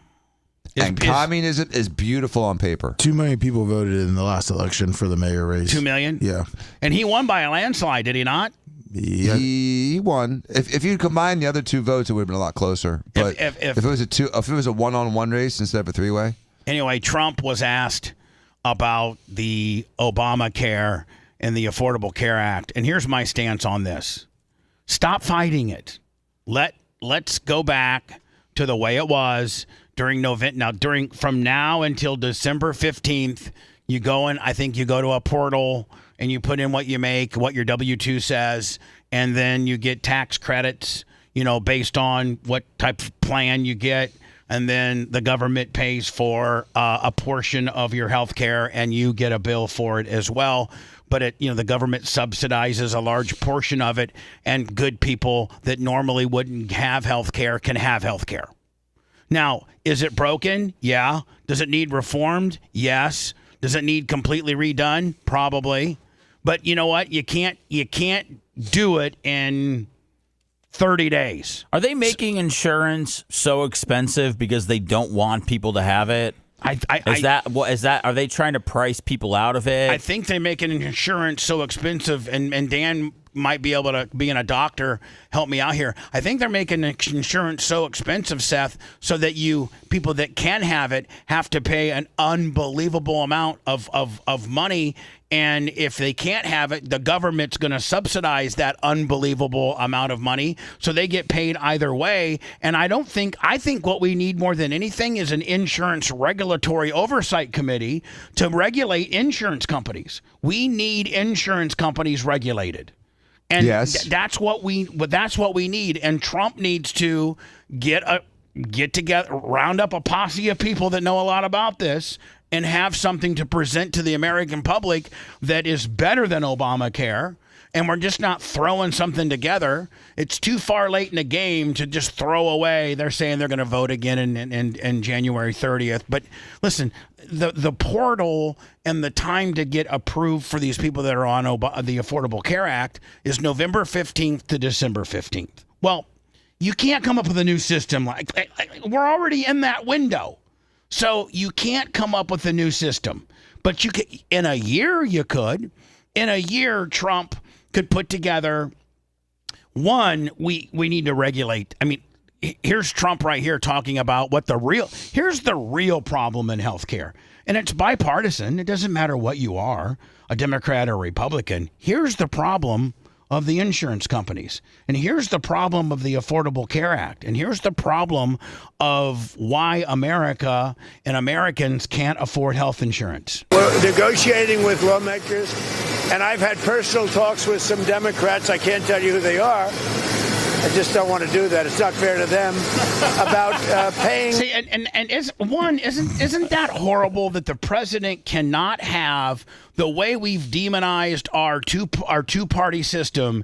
Is that the president cannot have an open public discussion or friendly relationship with the opposing team? Like, that's ridiculous. Well, I think that's good if they're talking about health care. No, but I agree with you, Bubba. He should be able to say, I was talking to Senator such and such from Maine. I was talking to Senator such and such from Minnesota. I was talking to Senator such and such from California. These are great Democrats that are willing to cross the aisle and with the opposing party. Well, it was probably one of those Democrats that voted to open up the government, Bubba. And he doesn't want to get them more in trouble with their own party. Oh, yeah, I know. They're in trouble, too. See, Bubba, Since when should you be in trouble? Go ahead, Dan. There's two problems here. The first one you're highlighting, and that is that there's such polarization that any even attempt or innuendo or even appearance of you trying to go across the aisle is now just stricken with attacks. And so you can't talk, anything that Trump does is bad. And the reason they'll never get rid of Obamacare is because it says Obama on it. And they want to protect that legacy in perpetuity. I think you could. Then you can call it Obamacare 2.0 then. They'll call it Trump care, and they don't want that. They want to be called Obamacare for the rest of eternity. Amounts of dollars back to the people. Obamacare is bad for a couple of reasons. This is important. Just listen, Dan. This was my idea. It came up during that. Oftentimes under times of stress, like the shutdown, you come up with great ideas that you wouldn't have thought of before. The insurance companies are making a fortune. Wait till you hear the insurance companies' profits. He's going to tell you right now. Listen. Their stock is up over 1,000% over a short period of time. Their stock is up 1,000%. Who's building in this country? The only people building in this country are hospitals, colleges, and the government. And no one else is building because they have been raping our citizens for decades now. They're taking in hundreds of billions of dollars, and they're not really putting it back, certainly not like they should. So when I see this, and when I've seen this over the last... can't the government come up with... They have all types of committees that oversee different sectors of business, right? Yeah. Why can't they have an insurance oversight committee? There is one. Short period. And they're getting zillions of dollars of campaign contributions for them to toe the corporate line. I said, why do we just pay this money directly to the people of our country and let them buy their own health insurance? And I made that statement, and I made it a little bit cavalierly, but it sounded good, and everybody is picking. He is so narcissistic. He's like, I just want to let you know that even my cavalier type deals end up being great ideas. Including, I was just trying to show off a little bit, but it ended up being a great idea. Democrats, and I am talking to some Democrats right now about doing that. People love it. We're going to take the money, well, if it gets approved, we're going to take the money, we're going to pay it back to the people of our country to go out and buy health insurance. Now, they can put it in a health account. We can do it a lot of different ways. But they buy their own health insurance. They can negotiate price. And it's going to be locked so they can't go out and buy a Cadillac. They can go out and buy health insurance.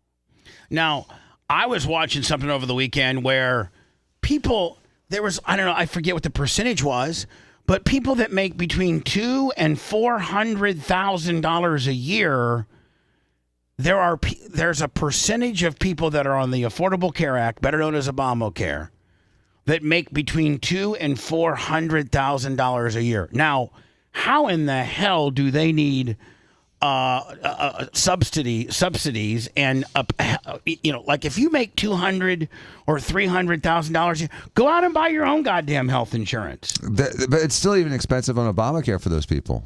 They're not getting like $50 a month health insurance. So it's expensive. And but what I'm saying is like, I mean, if the Affordable Care Act needs to be for people who have W-2s that are like $35,000 and they got a family, and that's what I foresee people that need help with insurance, not people that make $200,000 to $400,000. I agree, Bubba. But there's people that make between $200,000 and $400,000 that are getting Affordable Care Act, tax benefits or credits. Yeah, the Affordable Care Act did as much for making insurance affordable as the Inflation Reduction Act did for reducing inflation, and so it had nothing to do with affordability of healthcare. It was to try to just institutionalize healthcare and guarantee a profit. It guarantees a profit to the insurers. It's almost like that the insurance companies are in on it. They are. No, 100%, Bubba.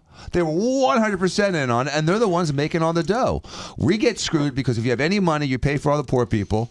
Your coverage has all these like mandatory coverages that you don't need, but not what you want. So girls have problems getting breast reconstruction, breast reductions. But boy, I can get my penis cut off and turn it into a vagina for free. So it's the priorities are disgusting. God, old men are dying of prostate cancer because they won't do PSAs on 80-year-olds. But boy, like I said, you can get hormone blockers in a 15-year-old. So it's just the distortion of the priorities of healthcare have created this problem. That is greed of the insurers, greed of the pharmaceutical companies, greed of the hospitals. Doctors are the only job in America where we get knocked down 3% every year on reimbursements. A doctor now gets probably half, if not less, than what he used to get for operations he did 15 years ago. Now, gas is more expensive, rent's more expensive, toilet paper's more expensive, everything. But doctors get paid less. They're trying to minimize what the doctors make and everyone else makes more. So it's not the greed for the doctors, Scott Starboard. It's not that at all. Doctors get hosed on this. Doctors are getting screwed. I watch my dad every single year systematically make less money. Dr. Mark used to tell me he'd do a procedure that was an insurance approval deal, and it would be like $12,500. And the insurance company, his insurance company rep, whatever, the Johnny Payout, would call him and say, hey, we're paying you $6,000 on that, and if you don't like it, we're going to drop you. Mm-hmm. If you don't take the $6,000, but it was $12,000. I don't care. We're going to pay you 50 cents on the dollar, and if you don't take it, we're going to drop you as a person that provides services for us. That home-wrecking beast has enough money to shell out $1.7 million, but a guy that goes to school for 15 years and actually saves lives is, again, struggling to pay his rent. Yeah, and told what his service is worth. Right, exactly. And given a take it or leave it type mentality. Hi, you're on the air. Go ahead. Steve, sir. Hey, good morning, Mr. Clem. How you doing? Way Dan ahead from of you. New I York. already got him mic'd up. Yes, sir. Go ahead, bud. It's Dan from New York. How you doing? Good, Dan from New York.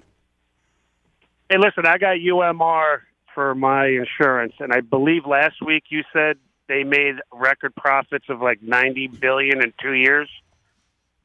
Did you say that last week? I recall on the show. Might have. I mean, Lemmy would know. He's the show historian. Yeah, that sounds about right. I can look it back up, but that sounds about right. I have them. I was a self-employed person. I got out of the business. I was a landscaper, did all that stuff, got out, got myself a job at a municipality. And I can tell you right now, just dealing with health insurance that they give me, it's a full-time job. They refuse to pay stuff. You have to resubmit it. They keep sending bills. It's horrible. It's really just it's more work than anything. Yeah, I mean the healthcare system is really, really, really broken, and I think that we need to have somebody, and it starts with the healthcare providers. That's where it starts. That's where you fix it. United alone last year, $23 billion. No, I'm talking about the insurance companies. Oh, okay, the healthcare providers. Yeah, so United was $23 billion in profits alone. Yeah, United last year made $23 billion. Yeah, profits. Yeah, and my insurance keeps going up. I only pay a certain percentage, but it keeps going up and up and up. And like you said, I think the government needs an enema. I think everybody needs to be cleared out because it's in everybody's pocket. But they It's can't. But it horrible. can't. But Like- it's not going to. The Republicans and the president need to realize that it's too late to completely revamp it now because they're 2 days into the portal. You gotta take what you basically got to take this for what it is.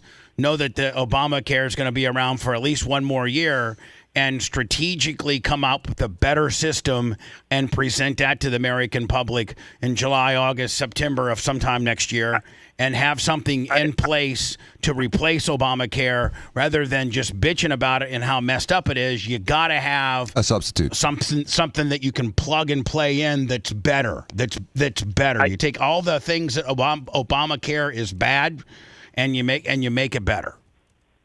I agree, and like you were saying, people that are making $200,000 to $400,000 are on the Obamacare.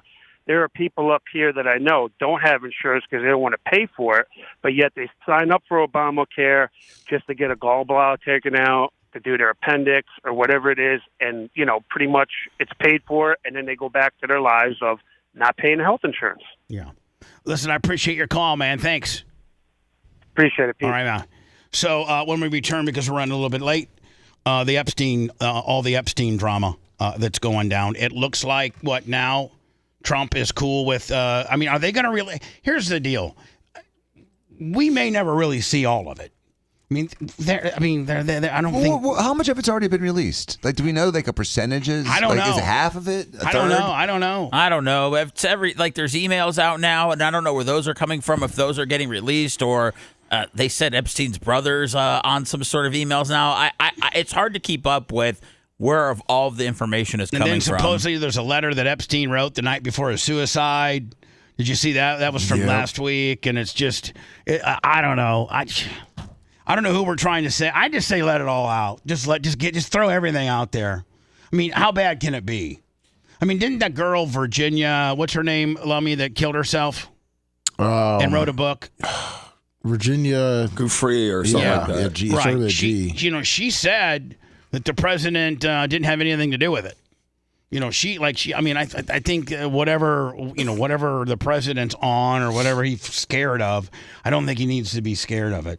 According to my search, it looks like they say 6% of the Epstein file has been released. Oh, so we got 94 to go? Yeah. 6%. That could get real fun. That's what it's saying. Let me get into that next. If you liked that segment, then you'll definitely like the new redesigned BubbaArmyHQ.com. We'll be back to the Bubba the Love Sponge show after this.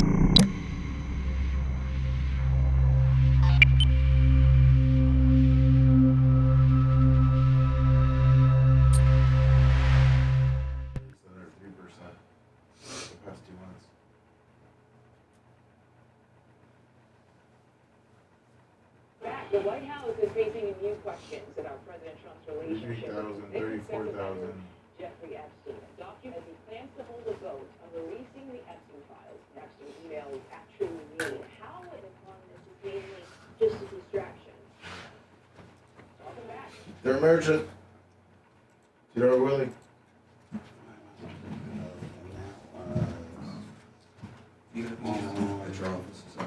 No, I'm not. You can be a surgeon. Today's a bad day. Tomorrow's a bad day. Really? I have a guy that wants to meet with you, but we'll do another day. It'll be Friday or next week. For what?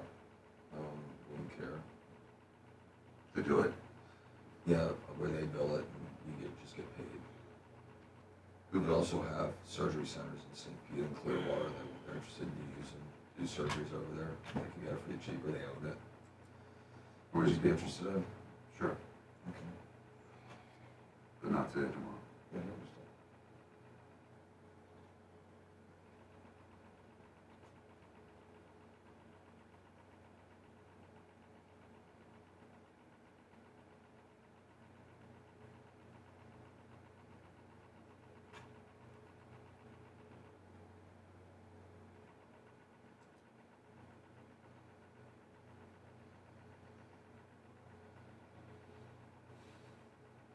6% of anything doesn't tell you anything. 6% of Hamlet, you have no idea what's going on.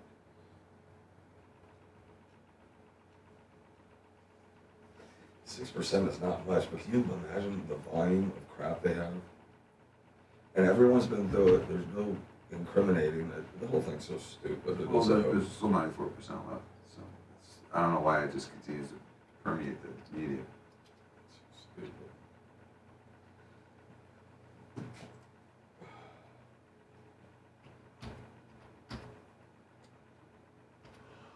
The selected outrage is the most frustrating thing.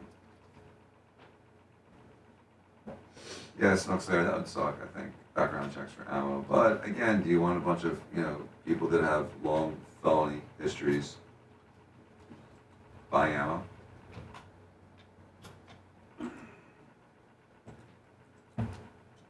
They should start with the background checks for voting.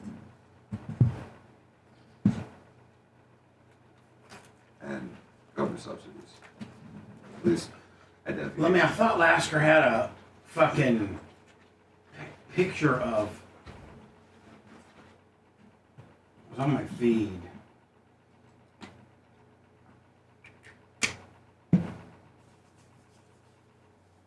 I don't think Lummy's here. He's not.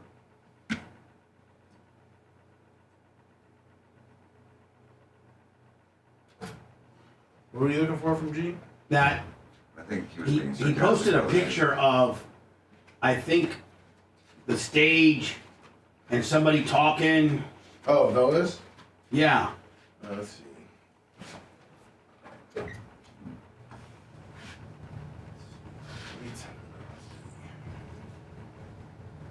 Doesn't say anything about bearing Barrett bullets.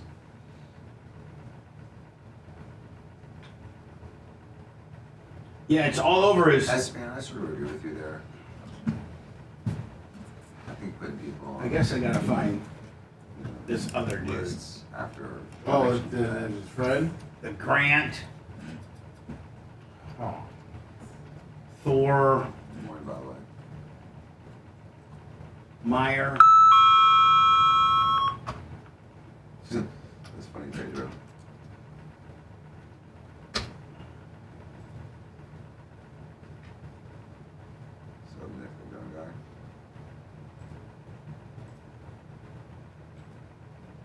Yeah, I got it. You found it? Yeah. Okay.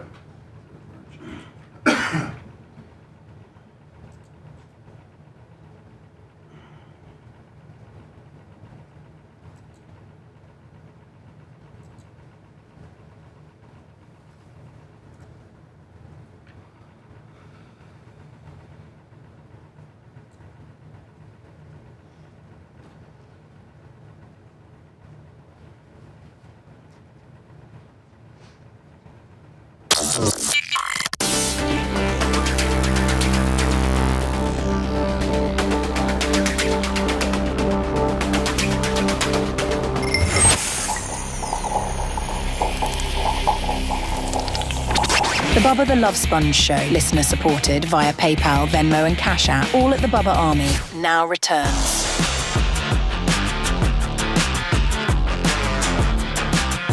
So let me, before we get into the Epstein files, Trump has done a reverse end around. Let's go ahead and let the Epstein files out. They said that of the 20 or so thousand files that have already been released, it's only 4 to 6%. So it should get interesting. There was a big whodunit. Gene invited me to take my mom to this Elvis thing in Lakeland. I actually did speak to my mom. I'm like, Mom, do you really want to go to this? And she's like, well, if we, I don't know. But I don't want to upset Gene because he was so very kind to invite us and stuff. But I don't know if I really want to go or not. Oh. So I'm like, okay, so Gene was cool with it. He's like, I don't care. I'm not giving you tickets to somebody else or something like that. So I'm like, okay, Gene, go ahead and give my tickets to somebody else. So I guess, Lummy, this is now I went and found one of Gene's friends who was there. Gene has been retweeting this guy's footage of this big Elvis concert that went down at a race shop in Lakeland, Florida this past Saturday night. The only United States appearance of the year, correct? That's right. Yes, exactly. Very exciting. And supposedly they opened it up with That really does look like George W. Bush. It sure does. A little bit. It really does. And here's some more pictures of the shindig. And so let me. Guy does have a nice race shop. He does. Wow. That's his race cars that he's gotten, and it was in this guy's race shop. And so Gene sent me this picture. Hey man, you're really messing out. I just want to let you know what the stage looks like. I'm like, that looks great, Gene. I mean, I don't know if my mom, she's not really feeling it. All right, no big deal. If you change your mind, I got you. I'm like, okay, Gene. So here, so let me go back to. Are there any? Is Gene in any pictures? Did he go? I think so. Oh yeah, he went. Let me. Oh yeah, Gene was there. Is he a big Elvis fan? So let me. Yeah. He likes Elvis. I guess. Yeah. So here is. I guess we have some. Let me actual. Oh, perfect.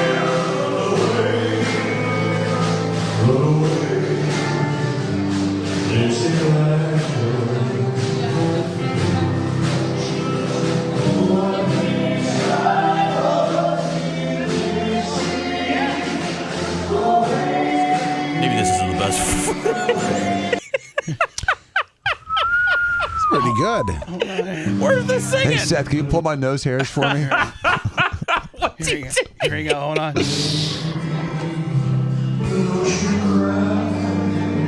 And I don't necessarily know. I'm not really, I really am. I kind of am an acoustics expert.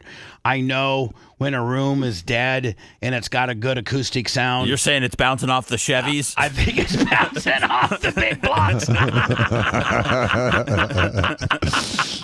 Hold on, there is more. Okay, good.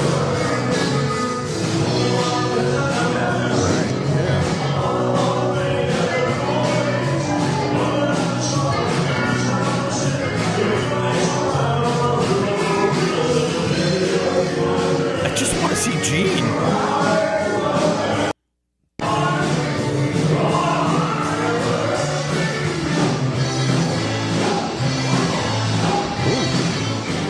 That's so bad.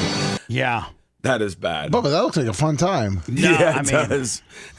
I actually spent some time with Lummy's family Saturday night. Oh, we would have missed out on that if you went to this? Oh, yeah, Lummy, hold on. Lummy, I would have never been able to see you, Walker, and Ashley at all because it started like at 6 o'clock. And you were over at my apartment then. Yeah. And so I would have had to leave my apartment about 5 o'clock, which means I wouldn't have been able to spend any time, which is one of the first times I've ever spent with your family, which was, me and your son were talking and bonding. Yeah. And, so. Yeah, he talks now. He's really fun. He's actually really cool. Right. He was cute. Now he's becoming cool.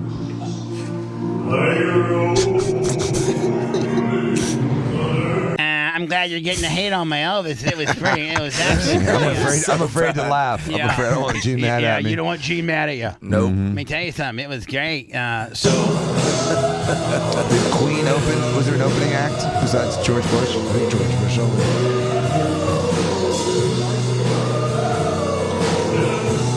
I wonder what this grandpa's telling his wife right here. You should have been at the lodge, the Moose Lodge. Hey, honey, we could be at the Moose. I saw him live back in '57. We could be at the Moose playing bingo right now. High stakes bingo. That guy just popped a blue pill, man. Him and his wife are horny. Yeah. He's covering his ears. That's what he's doing. It hurts.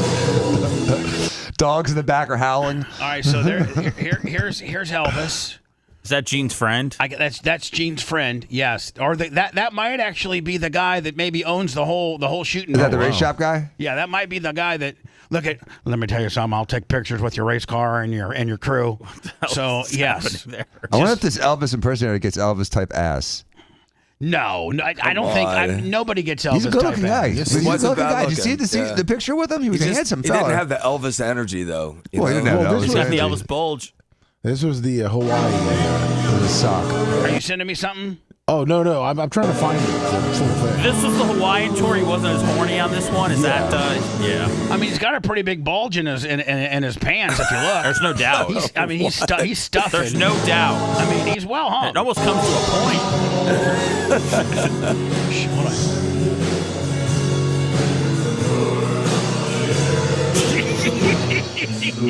I think he's on as many pills as Elvis was.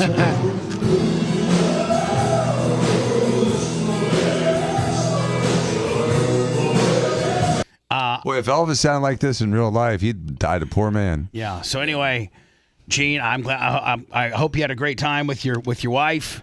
I know. He brought out the Harley. Oh. He went on the Harley. He said, I'm breaking out the big gun to take a wife to the Elvis show tonight over here in Lakeland. Hello, you're on the air. Go ahead. Yeah, I called Friday and talked to you all about that kid Colton Bettis. I guess he got signed on to race for that guy that Gene went out to his property. There's a post on his racing page that he's going to be racing their car for the Elvis car. That kid Colton Bettis that won the championship for his sprint. Yeah, well, great for Colton. That's great. Looks like the guy has some good equipment. Oh yeah, good equipment. Not necessarily greatest of entertainment. Let's just stick to racing. Whoa, Bubba, I sent you, by the way, just to give this guy a fair shot, when he did CC Rider Burning Love in 2023. So this isn't from this. This isn't from. No, he didn't. I can't find the Hawaii one, but at least give this guy some. This isn't from. So this isn't from a race shop in Lakeland on Saturday night. This is maybe well produced, and it should be, yeah. And this is the guy that was in Lakeland this past Saturday night. Yes.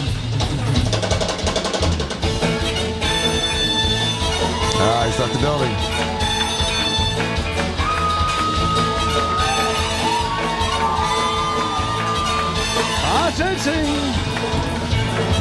He gets I think it's about 35-second intro.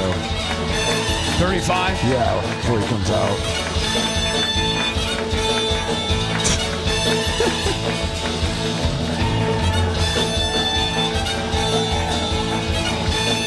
I wonder if this guy really in real life thinks he's Elvis. Like, I mean, I wonder if he goes to CVS and acts like Elvis. Yeah, I got a couple Percocet waiting for me.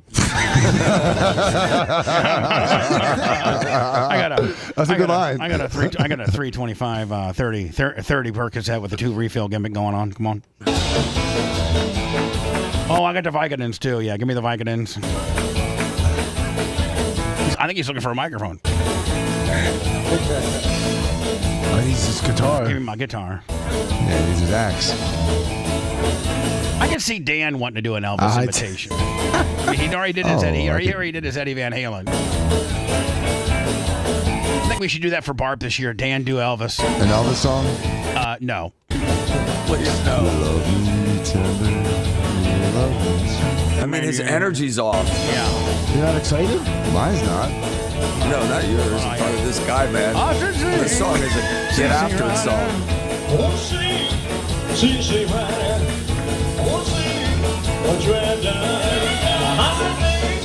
This isn't too bad. I mean, like the impersonations. Not. I mean, the backdrop and the set is a little bit to be desired. But I mean, it's not bad.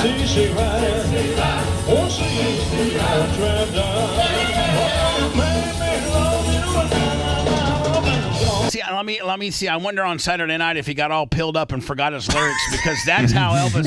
I mean, if you really were going to do if you were going to do a dead-on Elvis impersonation, because by the end of the night he was so pilled up, he'd be like, I mean, he would forget his lyrics. I mean, I think there's famous clips on YouTube of Elvis being so pilled up that he forgot his lyrics.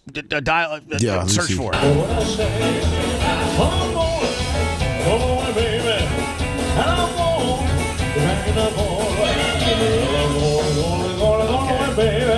Anyway, this was that was the festivities of Saturday night at a race shop in Lakeland. I politely declined. My mom said she was too tired to go, and she didn't want to sit on a picnic table.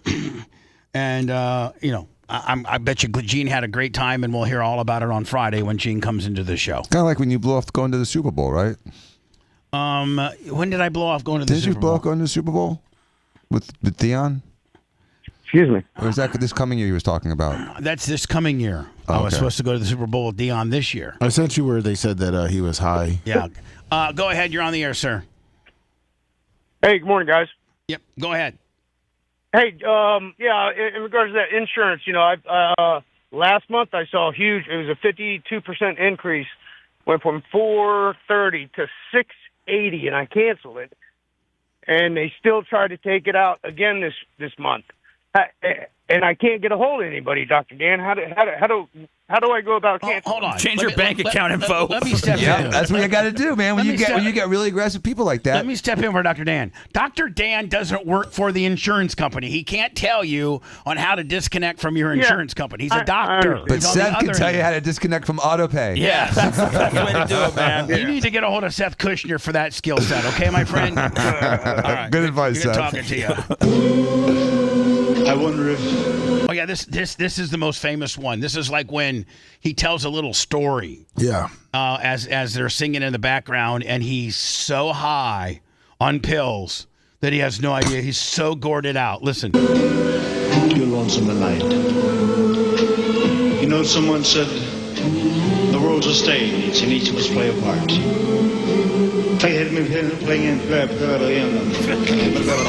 Plus tax. You read your lines so cleverly. You never missed a cue. Then it came back too. You forgot the words. You seemed to change, you fool. You acted strange, and why, I never know. Why ever did it? Looks like me on Caps with Jimmy Cleavis when I was feeding the fish on the jet skis. And Jimmy had to put me on a jet ski like a manatee and haul me in. Oh my gosh! And I was so capped out that if I leaned too forward on the jet skis, it would cause the nose to dip into the water. So he had to make me lay back on the back part of the jet ski. Who am I talking to? You lied when you said you loved me. I had no cause to doubt you. But I'd rather go on hearing your lies. I mean, what's he on?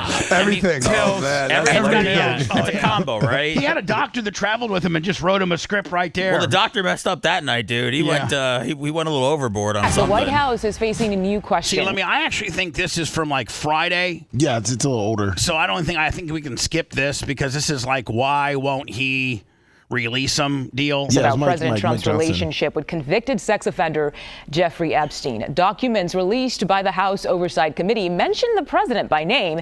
That includes one that says, quote, he knew about the girls as he asked Ghislaine to stop. Trump continues to deny it. And see, I don't think that makes Trump look bad. He's like, hey, listen, quit poaching my girls out of Mar-a-Lago. Stop. Right.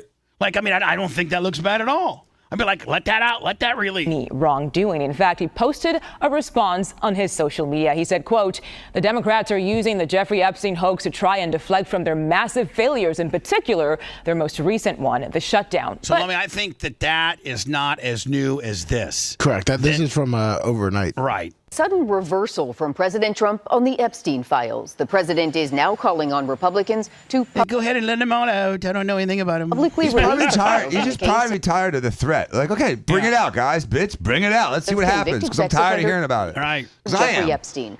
Hold on. Everybody is. Yeah. It's so Republican, stupid. Democrat, Congress people, Senate people. The garbage man. Everybody's afraid. Over it. The president has repeatedly called the Epstein case a, quote, Democratic hoax. After a months-long standoff, the House is scheduled to vote this week on legislation to make the files public. Melania if it hot. passes, it would still... Oh, she's hot. Isn't she beautiful? God, look at her back then, too. I know. God. So I let you know, he was grabbing her ass at that time. She told me she didn't like it. Need to clear the Senate.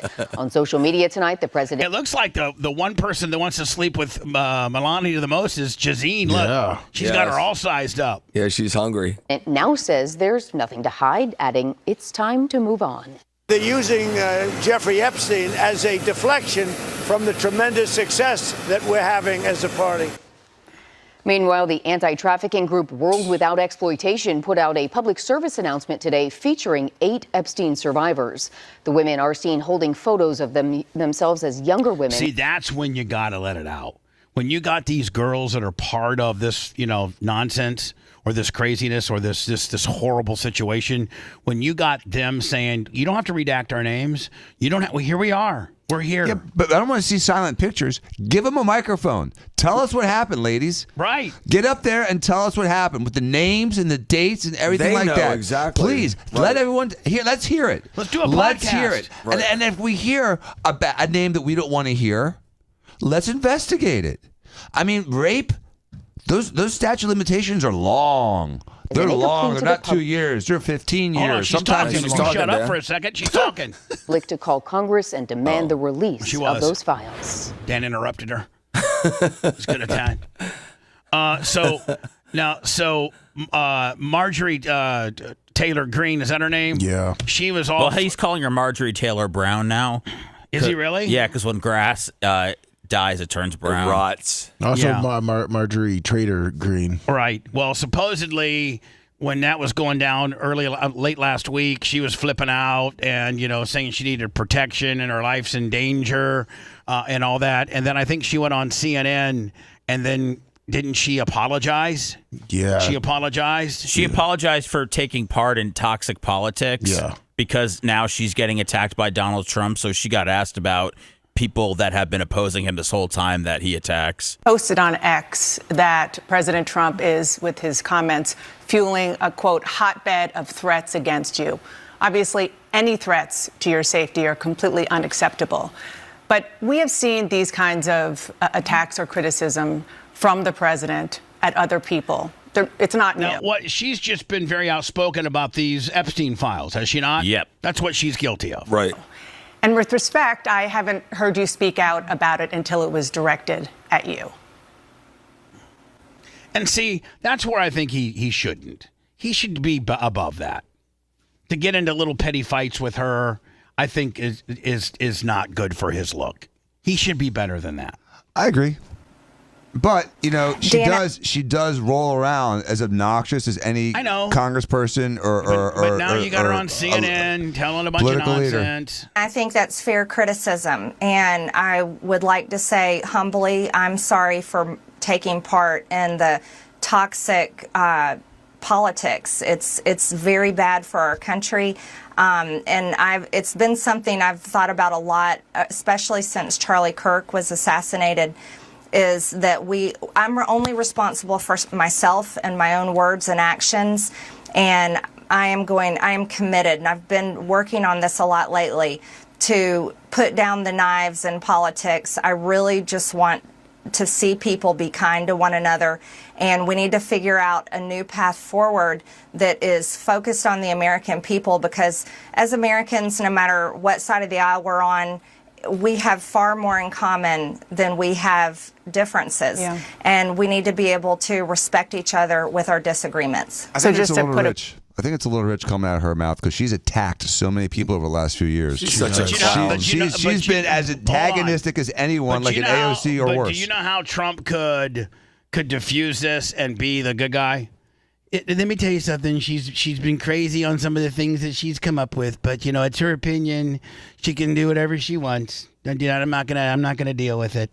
But he engages her, and then it becomes what it is. It becomes toxic politics. Even becomes more than that. It becomes toxic politics from within your party. She's been kind of a clown in the party this whole time, and good riddance. I'm glad he went after her because she's just a fool.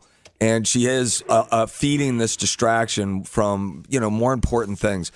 It's just been, she's a clown. She's a clown. The whole thing's a clown show. Yeah. The whole thing is. Hello, you're on the air. Hey, good morning, Bubba. This is Jeff in Charleston. I got a question for Dr. Dan. Go ahead.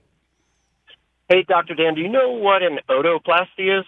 Yeah, it's when you fix the ear. It's when you have prominent ears and you fix the anahelical fold with some permanent sutures, and your Dumbo ears don't look quite so prominent. Yeah. Do you do those often? Yes, I do. Or have do. you? Mm-hmm. Yeah. Yes. What's the general price range for something like He wants that? Dan's price chart. What are you, a Doberman? What do you need? What's going on with those I'm not ears? giving pricing over the phone. Yeah, If you'd like to contact my I office, got big ears, man. and they're getting bigger as I get older. they do get bigger. Sir, Dan can do a Zoom with you, and so you don't have to You travel can't down. do an otoplasty through Zoom. Listen to me, numbnuts. I can look at him through Zoom. He can look at your ears and diagnose you over a Zoom call more so than the radio, okay? And then at that point, he can give you his prices and potentially what it might cost. It's really simple. Just call 8888-48 and Diacos and tell them that you want to do a Zoom, call with Dan about your big ass ears. And I'd be happy to help like you. to try to do the D-Dumbo gimmick. D-Dumbo it is. I'll Yeah. give you a call. Thank Okay. you. Thank you. Right on. I mean, Dan, I think it's the right answer, right? Yes, Totally. I want to see him. Yeah, I mean, you're like, oh, it's 3,600. You don't know what it's going to be till you can look at the ears. Because some people have a prominent ear for different reasons. Sometimes it's an absence of anhelical fold. Sometimes it's conchal hypertrophy. Yeah, what if sometimes it's a conjugal gimmick? But how big can an ear be that it bothers somebody? Like, man, look at big enough. Rubio. Yeah, how much would Rubio cost? Big enough to call my show and ask. I just don't. I Oh, don't. Rubio, that'd be a $25,000 job for Dan. Does he have a per ear? Dan might even tell Rubio, no, I can't even get into that. One of the Big coolest enough knife. things Dan ever did, and I think it was during his plastic fellowship, is they made him carve an ear With a out of spoon. a bar of soap. With a spoon. You didn't even know that. Was it a spoon? I thought it was a potato. It was It a looked bar so of soap perfect. and it was a spoon. Dan could be a see? sculptor. It's incredible. I even knew it more than you did, Steve. Yeah, you did. Because you know what he's done? He's done it live on the air before. Really? He's done it one time. One time in the love that. Sirius XM days, we gave him a bar of soap and a spoon, and within an hour, he had a full blown ear, and it was perfect. That's crazy. He could have been like Michelangelo back in the day. You know, he's truly There's a lot sculptor. of things Dan could have been. Let's just be happy with what we got. including a serial killer. So let's just be happy with what we got, Stephen. We're happy. We're happy. Hello, you're on the air. Last call before I got to go to words. Hello. Hey, Bubba, it's Jeff from Customs. Yes, Jeff. Yeah, I wanted to thank you for helping my wife and I out the other night, letting her bring a walker and her chair up to the tour of destruction after that spinal surgery. Yeah, exactly. My pleasure. Good to see you, my friend. I want to make sure I thank Lummy for getting that jersey up to you. Yes, the Larry Bird jersey. No, it's a Sean Jones. The Green Bay Packer one, the Green Bay Packer one. I have that one. Yes, indeed. Good. I want to make sure you got that. But again, we just wanted to thank you some substantial way. So we figured a nice Green Bay Packer jersey would do it. Appreciate you, my friend. Thank you for calling. Take care. Bye now. Let's go to words. Dan's got to leave. Dan's got to leave. We got the Epstein email to himself, which I think it's just kind of rambling, is it not? Is there anything in here? I mean, do we need to read it, or is there anything in here at all that really is of, like, you know? I don't know, man. It's really been hard. It's really hard to pay attention to everything that comes out about the Epstein. There's deal. just so much of it. I feel like Steph, like they're almost trying to, like, just super service with so much Epstein stuff that we're desensitized by it. It's the Russia, Ukraine. It's kind of like all that what Kevin bull crap. Hazlett used to say when he would defend a bad guy that did something bad and they had videotape of it. He would take a TV and put it right by the jury and have it on a loop. And the first 5 times was shocking, but the 55th time's not so shocking when you just keep replaying it and replaying it. It's almost like they're just inundating us with Epstein stuff so that we're desensitized by it. I don't know. We don't even, you know what? We're so desensitized by it that we don't even know that we want to read the email that he wrote before he killed himself. It's such small print and single space. It's such a big letter. It's so much work. I mean, my God, you got this much on your mind. No wonder you killed yourself. Look at you. If you want a deep dive into the Bubba the Love Sponge show from the past, go to BubbaArmyHQ.com. We'll be back after these words.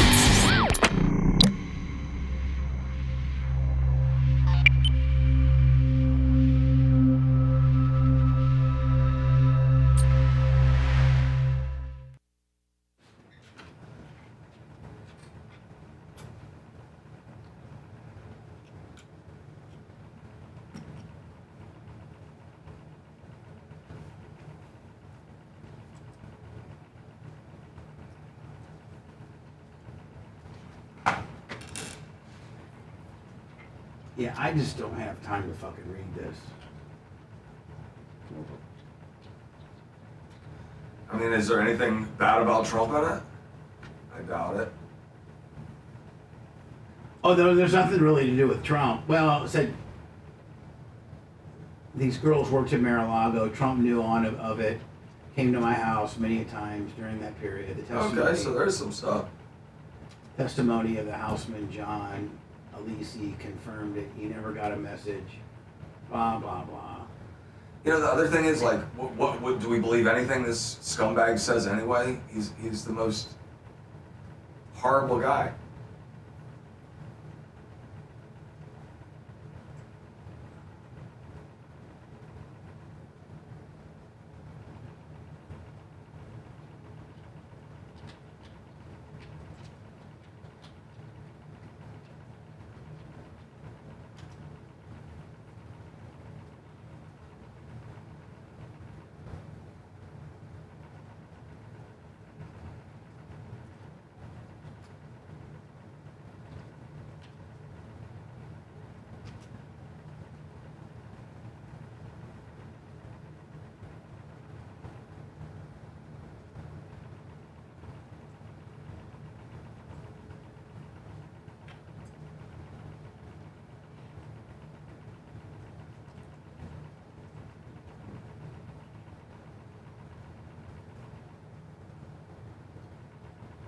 What up there, merchant?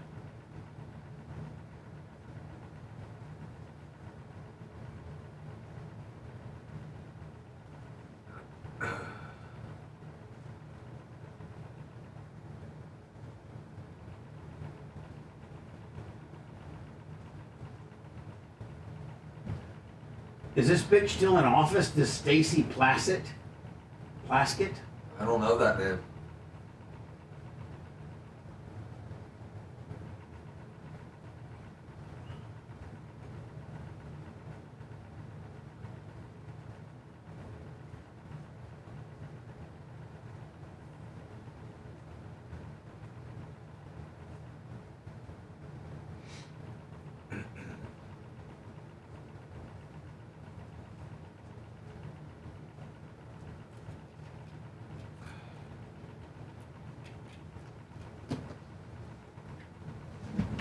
Krista says hey. Hey, Krista. Did you hear about Jimmy's brother? Yeah. This thing is tomorrow. Yeah. It's gonna be a long one, bro. You know, he was sick though, wasn't he? Very sick. I mean, it wasn't like it was sudden. Not at all. And I think Not suffering. What up, Redneck? What up, Jay? I think his dad's still pretty healthy. Very. 93, 94. 94. Crazy. 94. It's horrible. He got to bury his kid. I know.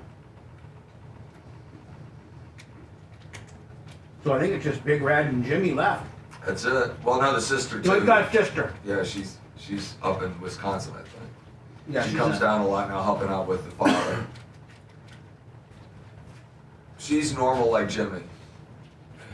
Jimmy ain't normal. The other two brothers, that is true. Jimmy's superhuman. Yeah. Big Jimmy.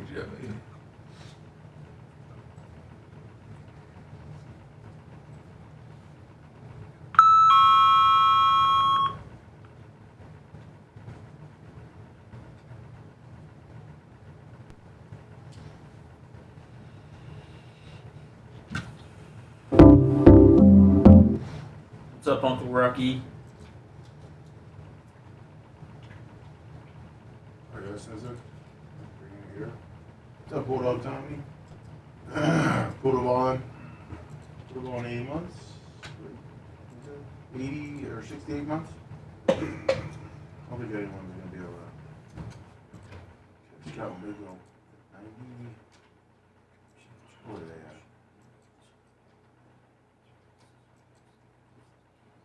95 months.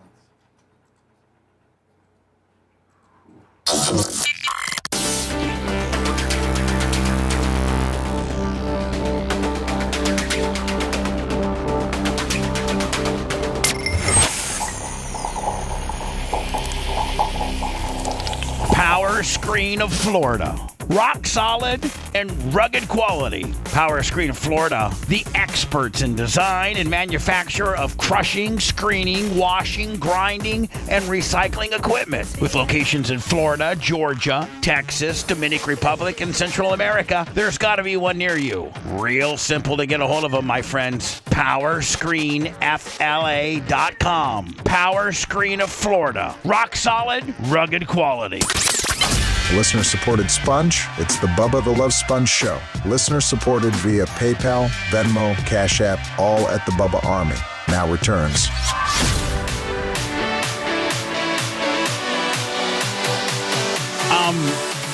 Lummy is the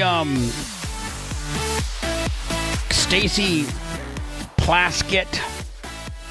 Is she still a representative from the Virgin? First of all, I didn't know the Virgin Islands even had representation into our United States Congress. I think that's probably strike one.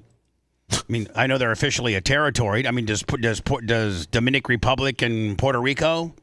Now, I guess the Dominican Republic isn't U.S. as far as, but Puerto Rico is. Yeah, Puerto Rico would have one. But the Virgin Islands have a representative. Yeah, she does. She was a delegate. And she was during. By the way, this kind of hits home, Steve, with regards to our, the documentary "Video Killed the Radio Star." This is probably the Michael Cohen testimony, that we speak of. Mm-hmm. But during the Michael Cohen 2019 congressional testimony, this woman, delegate Stacy Plaskett. She does not look like she is still on. Looks like she was done in 2021. And it says that Plaskett's office acknowledged receiving text from Epstein, who was a constituent and donor during the hearing. And anyway, this African-American woman named Stacy Plaskett from the Virgin Islands is on the Michael Cohen's Congressional Testimony Board. Oh, she still is on. I'm sorry. She's still there. Yep. Wow, okay. And she was receiving texts from Jeffrey Epstein as he was watching it, on C-SPAN or, wherever, all this stuff you can find.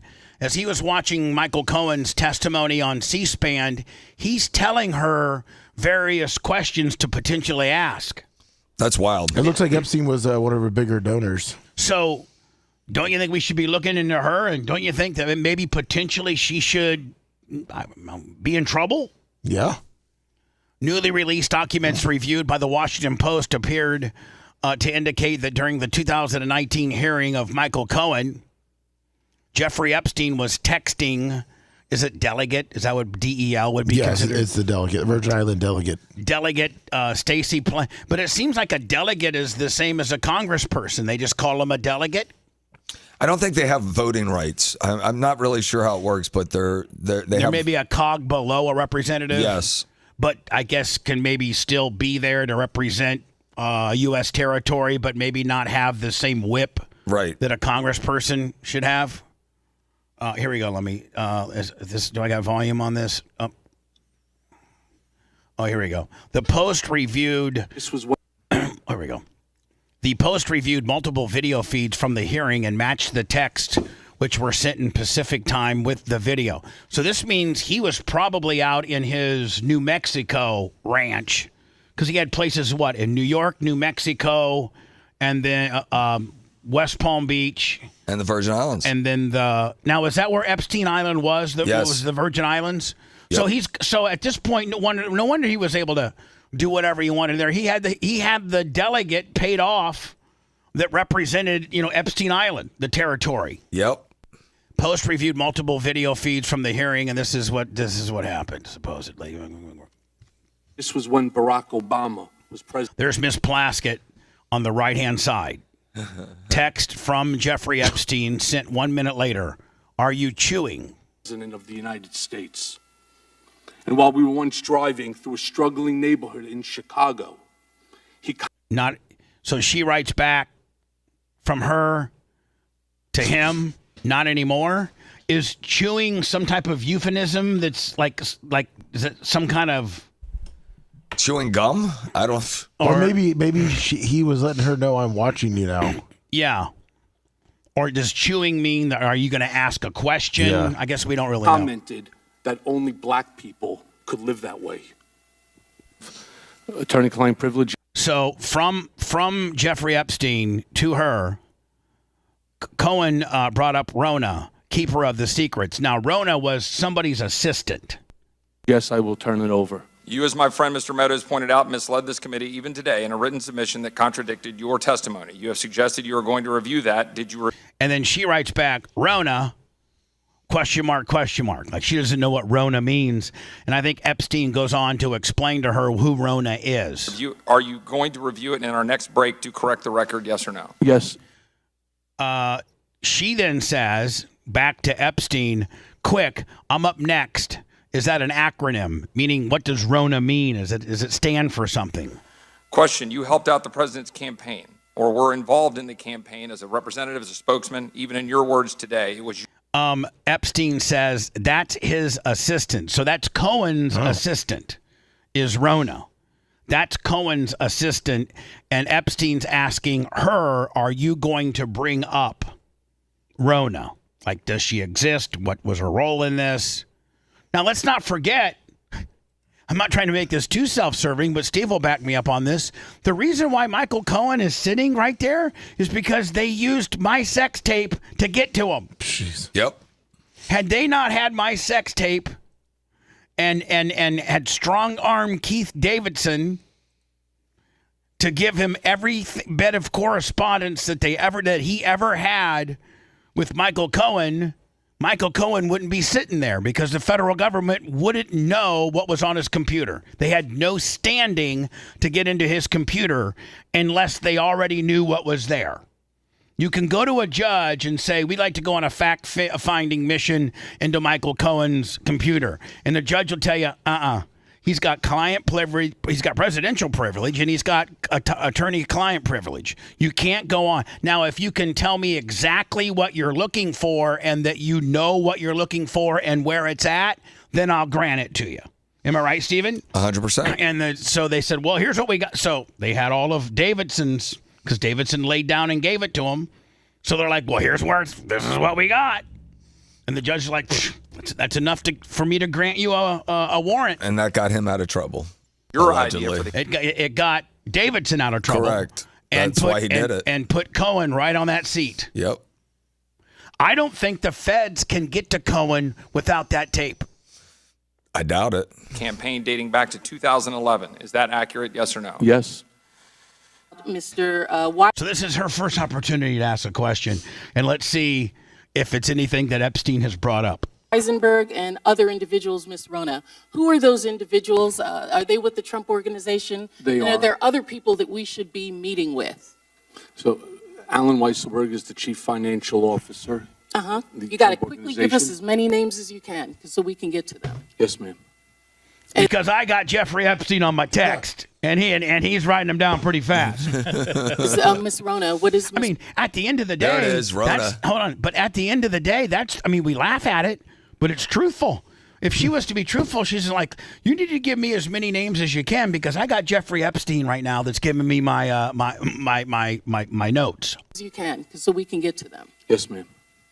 Is Ms. Rona? What is Ms. Rona's position? Rona Graff is Mr. Trump's executive assistant. And would she be able to corroborate many of the statements that you've made here? Yes, her office is directly next to his. And look, from Epstein. Yep. Good work.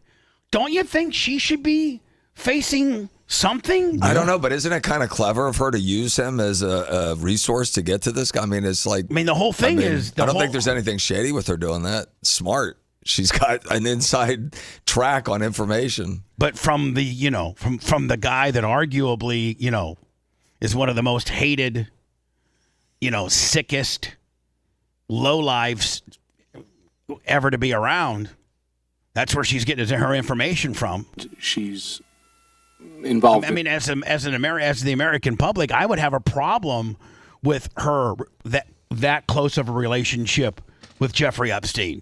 And it goes deeper with all the money he gave her and the cover she gave him. She even admitted that he was she even admitted in her office admitted that they were constituents and he was one of her largest donors. Yep. So what did she know about Epstein? I think that they should be bringing her up on some questioning and ask, what did you know about Epstein? I think they've already done all that, haven't they? Have they? Her? Wouldn't you say everything's in the Epstein files, the 100,000 pages of it? Don't you think that they've had conversations with her about that? Well, until they release the files, we don't know who they really. I don't think anybody just discovered that this happened. Her name was redacted in the majority of them, but then the Post was able to link it. Yeah, this is just coming out now, Seth, that she was associated with it. No, I know what I'm saying. It's coming out. I think what you're saying is, I think it's just coming out now. Like her involvement is just now being, with the releasing of documents, and it said the Post had to put all this together. I think this is her involvement's fairly new. I don't think they knew it before. I don't think. Okay. She has not been questioned on the Epstein stuff yet. Don't you think she needs to be? Big time. I mean, ahead of the people that were actually banging the girls? Well, in conjunction with, if she's the delegate that represents that particular, his Epstein Island, if that's her jurisdiction, he's her largest contributor to the point where he's got a tether into U.S. the House of Representative, congressional hearings. I think that she needs to be questioned as to, how often did this happen? You don't think politicians are controlled by people that give them money? No, I think they definitely are. Well, do you think that she's but I the don't only think one? I don't think that people that give politicians money kill themselves in federal prison and have raped 15 or 20 chicks and trafficked a bunch either. But it's just it's weird to want to go after her when this is all about exposing the guys that screwed a bunch of 15 and 16-year-old girls. I just think I don't want to go after her. I want to know how much she knew. She didn't physically do anything. At the end, after all this is released, I mean, does it matter? Does it matter what she knew? Apparently, everybody knew. I think it kind of does. Well, what if Seth? What if she was helping cover up his actions on that island? That's the only thing I think that she could be culpable for is like giving him cover to rape those girls on that island. Yeah, and we wouldn't know that unless you talk to her. She could be as innocent as just, hey, listen, his island have to be in my jurisdiction. And I always had his back. Okay. In what manner did you have his back? Well, I mean, I don't know. It could be as insignificant as him just having him watching C-SPAN and telling her questions to ask. That could be just as innocent as it is, or it could be way deeper. And that she knew or had intel as to if they were ever going to invade the island or why they shouldn't invade the island or, I don't know. And I was around the biggest donors in parties, and they're always giving money for purpose. There's some reason why they're doing it, whether it's their business, it's to give cover for things. There's always a motivation. It's a favor. And they need a favor. They don't necessarily need a favor, but they might need a favor. Yeah. So, politics is a dirty game. It is a dirty game, and most people don't even know how dirty it is. So I can get back on time. Boy, when you hear this 911 call, there's really good couples out there that really can't have babies and can't have kids. Well, hell, Mark Tate, the owner of the building, his wife is one of the largest adoption, attorneys in Tampa, recognized as one of the best. I didn't know that. Jeannie Tate. That's cool. Jeannie Tate, yeah. And, they're always looking for good kids to adopt out. I think this kid needs to be taken away from his dad immediately. Did you hear the 911 call on me? How bad? It's sad. Oh, it's so sad. We'll get to it next. You're listening to the Bubba the Love Sponge Show. If you want 24/7 on-demand Bubba and the crew, go to BubbaArmyHQ.com. The Bubba the Love Sponge Show will be back after this.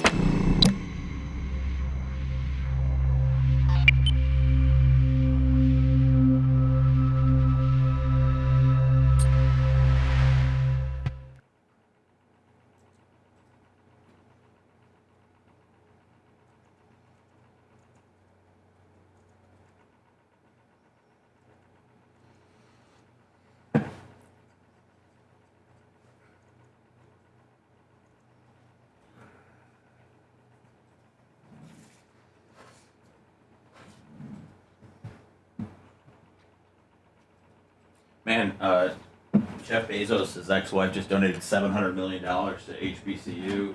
How much? $700 million. What's HBCU? Historically. Oh, black wow. colleges. Okay, wow. That's a lot of jack. I think she's been doing that almost like $1 billion at a time. Yeah, isn't that something? She's giving away tons of that money.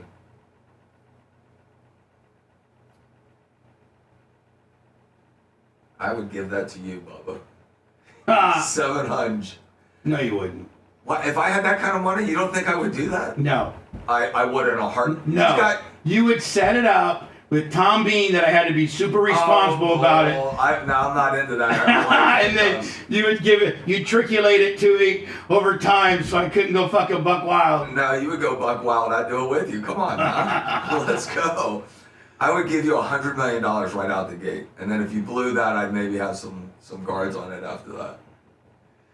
But here's the deal. If I ever got any money like that, I'd be Johnny Chill Dog. Like, I wouldn't buy a plane. I'd rent one. Right. You would be really responsible. I would just do things so much differently. Wouldn't that be fun? God, it'd be so fun to give away money like that. It would be. Boy, Beasley's in trouble, Lummy.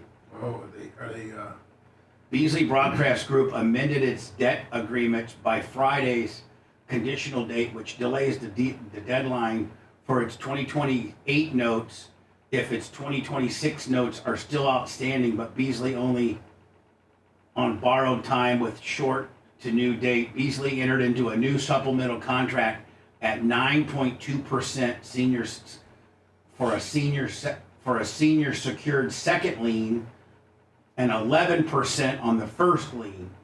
So they're refinancing their debt at 11%. Oh, ouch.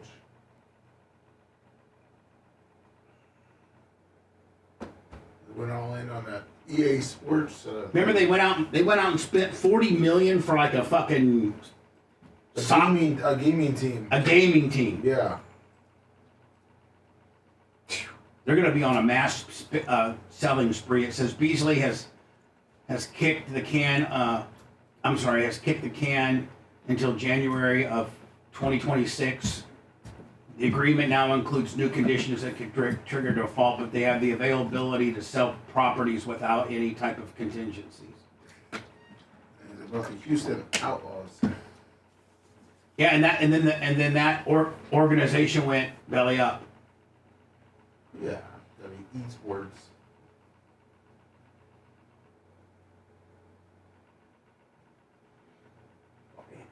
Yeah, Steve, Jeannie Tate is like the #1 adoption surrogate, all that world. That's cool. I mean, that's really makes people's dreams come true. That's She cool work. even finds women that will carry the baby, and then goes through prenatal care and. Oh, what's that called? Surrogate mother? Yeah. Wow. That's how I would do it. I don't think I got to straight up adopt. I'd get a surrogate. Wonder if you get to do the work yourself or. I think her office, like. No, what I mean is like impregnating the. No. No, they don't. Of course you don't. You sicko. That would be cool. I saw Pam Bondi. I'm sure Danny told you at the game. No. He didn't tell you that? Oh, it was really cool. How'd she look? I keep my name. Don't be saying my name around her. She looked good. She looked good. Yeah, she didn't like me.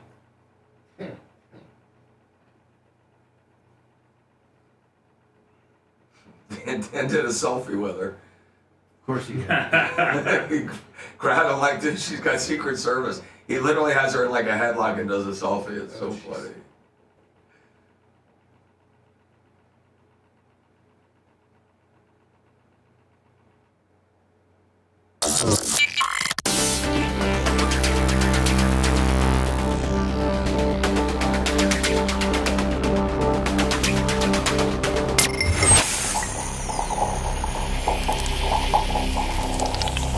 When you cook in the fall, you're looking for convenient meals for your busy weeknight or tailgating season. Omaha Steaks delivers the world's finest steak experience. Enjoy USDA certified tender steaks, juicy burgers, cozy and convenient meals. And now during their semi-annual sale, you can get 50% off site-wide at omahasteaks.com. Plus, our listeners get an extra 35% off with promo code ARMY at checkout. That's 50% off at omahasteaks.com and an extra $35 off with the promo code ARMY at checkout. Terms apply. See site for details.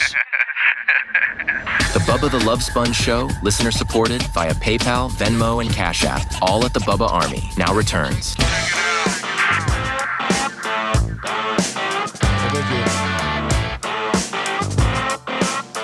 Bubba the Love Sponge Show today will be a quick little after show, about 30 minutes. Calling it about 10:15 to 10:45. Me, Lummy, and Seth. I got some stuff specifically that I'm holding back that I can only play there because of the language. Also, some copyright issues too. I want to play the new South Park that shows J.D. Vance and Trump in bed.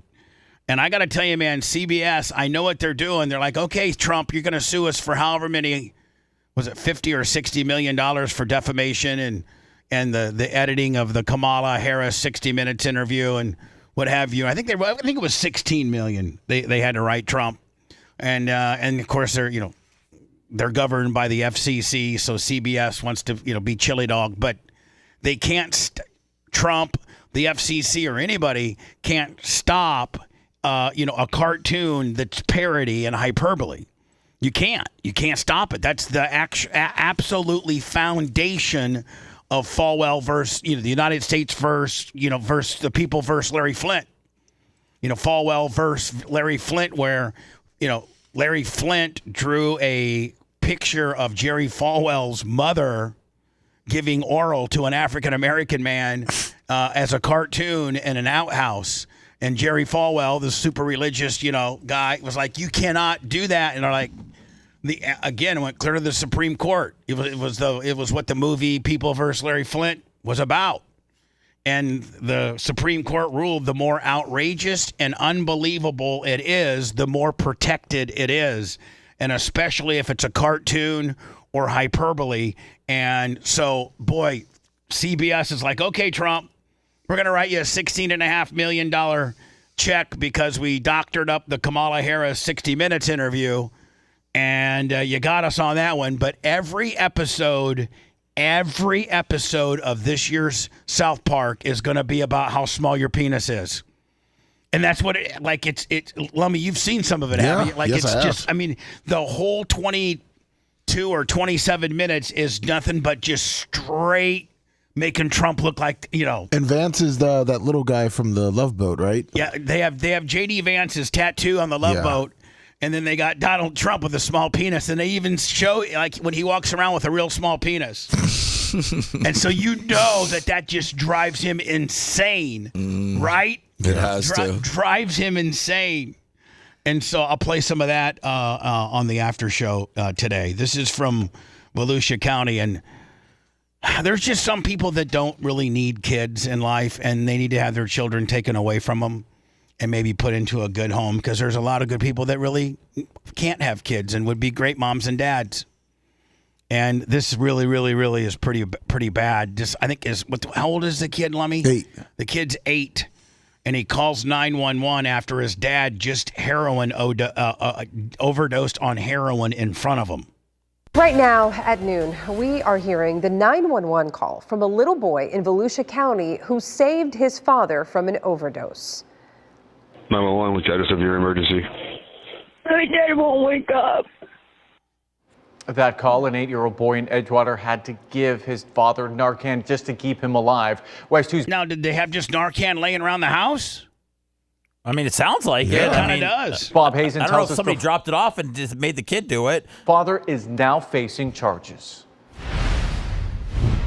44-year-old Daniel Johnson faces a charge for child. I can look at that guy right now and tell you he's a horrible father. Yep. Neglect. His 8-year-old son saving him with Narcan, then calling 911. Can you see if he's breathing? Yeah. The dad, Daniel Johnson, is now here at the Volusia County Jail after getting out of the hospital. Officials say he OD'd on heroin, but before he passed out, they say he coached his son on what to do if something happened to him. Can you yell to your dad to see if he'll wake up? Can you just say, "Daddy, wake up"? I even tried hitting him. You tried hitting him and he didn't wake up? According to an arrest report, Johnson told deputies, quote, he smoked heroin in his garage away from his son, and prior to smoking, instructed his son on what to do if something happened to him. Can you imagine? Listen, little Johnny, there's this stuff right here. If for some reason, Dad, if I look like I'm dead or I'm passed out or I won't wake up, squirt this into my nose, okay? Good son. It also says upon finding his father unconscious, the boy immediately acted and gave his father Narcan like he was shown. My dad told me to use this thing that would, if he wouldn't wake up, it would save him, but nothing happened. The arrest report says Johnson claimed he used the drugs, quote, due to him being in pain, and furthermore stated he did not use narcotics often, only when he was unable to get any kind of prescription medication. All right, so he's hooked on pills. Yep. And from the pill mills. That or sounds whatever. about right. Yeah. If he wasn't, if he was doing heroin all the time, I don't know if he would worry about it. Like, I don't know, talking to his son, coaching him. Does that make sense that if he was addicted to pills and then if he couldn't get them, he would do heroin? Yeah, it does make sense, actually, sadly. It does, like you did. Like it's Steve the same said, thing. Sadly enough, it does make sense. I'm addicted to, Vicodins, Percocets, all types of opioids. If I can't get them, then you go on the streets and get heroin because it's opiate-based. Did you know one time? This is the funny. It's funny. My favorite, my favorite salad dressing. Not that I'm a big. You can look at me and I'm not Johnny Salad, but let me when I would get on some of my health kicks and I would try to eat clean. I'd usually have, like, as a matter of fact, hold on. You got a salad today? I got a salad today, in my a Santa Fe sweet chipotle ranch salad that I'm going to have for lunch today. Woo! But my favorite salad dressing is poppy seed. Poppy seed salad dressing made by Ken's, and it's kind of not everybody carries it. It's kind of but Publix does. And one time I was on a big salad kick where I ate salad, once or twice a day as a meal, as I was, trying to diet, be responsible. And I, get my blood panels taken every quarter, every 3 or 4 months. And my doctor, Dr. Cheryl, she goes, Bubba? I go, what? She goes, do you, your blood looks great. Your blood looks great, but you tested positive for opioids and heroin. No. And I go, what? And she goes, yeah, you tested a small, minuscule amount of opioids. I don't have you on any, I don't take pain pills. I shouldn't have any opioids in my body at all. She says, did you smoke heroin, or did you shoot up any heroin, or did you take any pain pills? Now, with Hogan, I would recreationally take some pain pills here and there, but God, that's been, since 2011? I haven't really taken any. And you can Google it. And I want you to Google it. You can Google it and say, literally type in, if I eat poppy seed dressing, will I test positive for heroin? And it says that, so after we get done talking it all out, I'm like, she goes, do you eat anything with poppy seeds, like a poppy seed bagel or poppy seed this and that? And I go, as a matter of fact, and she's trying to give me the benefit of the doubt, because I'm not going to lie to her. If I'd taken a few pain pills, I'd tell her, yeah, I took a couple perks. But I hadn't. So come to find out, Lummy, if you eat poppy seed, any poppy seed food, well, I think it says if you eat enough of it. I want you to read it. You didn't have to tell that hoe anything. What's that, Seth? I said, you didn't have to tell that hoe anything, Bubba. You could have tell her to stay out of your damn business. No. And then if your numbers look good, you'll see her in 6 months. Poppy or no poppy, exactly. Right? Let me read it. Yes, poppy seeds can influence drug tests, but only in specific situations. Pretty much, then it just goes on saying that, people say it's a myth, but it's not. If you're subject to routine or random testing, eating a lot of poppy seed might cause a positive. That's wild. And I think don't they make poppy seed bagels? Oh, yeah. Oh, yeah. Yeah, there's a lot of things that have poppy seed on it, and I was eating like 2 salads a day, and I love my salad dressing. I sometimes kind of cancel out the healthiness of the salad because I slather it with so much dressing that, I might as well eat a Big Mac. Because poppy's the dressing's not good for you. But yeah, I actually have tested, for opioids just based on salad dressing, and she's like, well, I'm telling you, if you eat a lot of poppy seed based stuff, I've seen it before. You'll test positive for opioids, and I've done it before, and I've also done opioids before. Look at that! Wow. Me and Hogan, a couple Miller Lights and 2 perks, and you're off the moon, buddy. Haitian. Volusia County Sheriff Mike Chitwood posted about the situation, praising the boy for his bravery, writing, quote, his courage undoubtedly saved his dad's life, but it's tragic that he has to experience such trauma at such a young age. Johnson was booked into jail with his bond set at $9,000. Covering Volusia County, Bob Hazen, West 2 News. Thank you, West 2 News. Hi, who's this? Right before words. Hello. Hey, morning, guys. Cracker Chris. Hi, Cracker Chris. Happy Monday. Thank you. Hey, I was calling to touch back to St. Thomas. Okay. So I lived down there for 5.5 years, from like 2008, 9 till 13. I still have a house down there. I spend my South Florida winters in St. Thomas. So the Epstein Island is actually Little St. James. It's on the Atlantic side, north end, almost on the way to St. John. From my house on the west side, going out of the jungle into town every day, I have to drive right by the private side of the airstrip. And we always thought it was either John Travolta or Kenny Chesney's jet and helicopter. Blacked out, huge 747 with a 6-door helicopter, blacked out. They were always sitting out there. In the boom down there, we were the biggest contractor on island. We had 150 guys. I heard stories about trafficking from all of the Santos, and all the employees. Would Epstein send, his handlers or his goons into the city looking for girls, native people, native girl from St. Thomas, or would he bring his own? I'm not sure. We never heard any stories about who that was. Now, since Epstein has been busted, the government down there, the government controls everything. I mean, you can bribe them. The narcos run the rocks. I mean, all of the islands, USVI, the narcos control it. There's always been rumors. There's a place called Subbase on the Caribbean side where subs can go underwater, and rumors I've heard, into the inside of an island. You have to go underwater to get up into it. And word around the campfire down there, it's still going on. They're still moving children. So you're saying that Epstein Island, because you allegedly has a underwater passage where you can bring in submarines under the island and dock it, I guess, in the middle of the island somewhere and get people from a submarine onto the island undetected. Opposite side, not Epstein Island in the Atlantic Ocean, the other side of the island in the Caribbean side. Base. The rumors I've heard, allegedly. What I hear when I'm down there. Let me ask you a question. Have you been trafficked, Chris? Who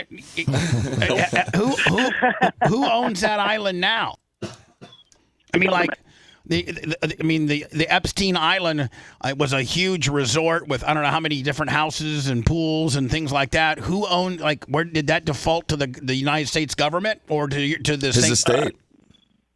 Virgin Islands government owns the island. Took the island, took Epstein's bank accounts, took everything down there. It looks like they sold it off to a guy, Steven Deckoff, who purchased it for $60 million in 2023.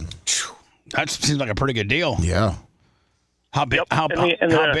71.6 acres. 71.6 acres, Wow. and it's fully resorted out, right? Maybe even with a submarine station. Yeah. I know that's the other side of the island. I know it's the other side of the island. Yeah. So how do we blow the lid off this, Chris? Like, how do we expose what's going on the other side of the island? I don't know, man. Yeah. Leave me out of that. All right, buddy. I live down there. I'm telling you what I've heard, rumors, and what I've seen. Yeah, I appreciate your insight, my friend. Whistleblowers like you that are going to help bring people to justice. Exactly. If you love that segment, then check out BubbaArmyHQ.com and do a deep dive on past shows. The Bubba the Love Sponge Show will be right back.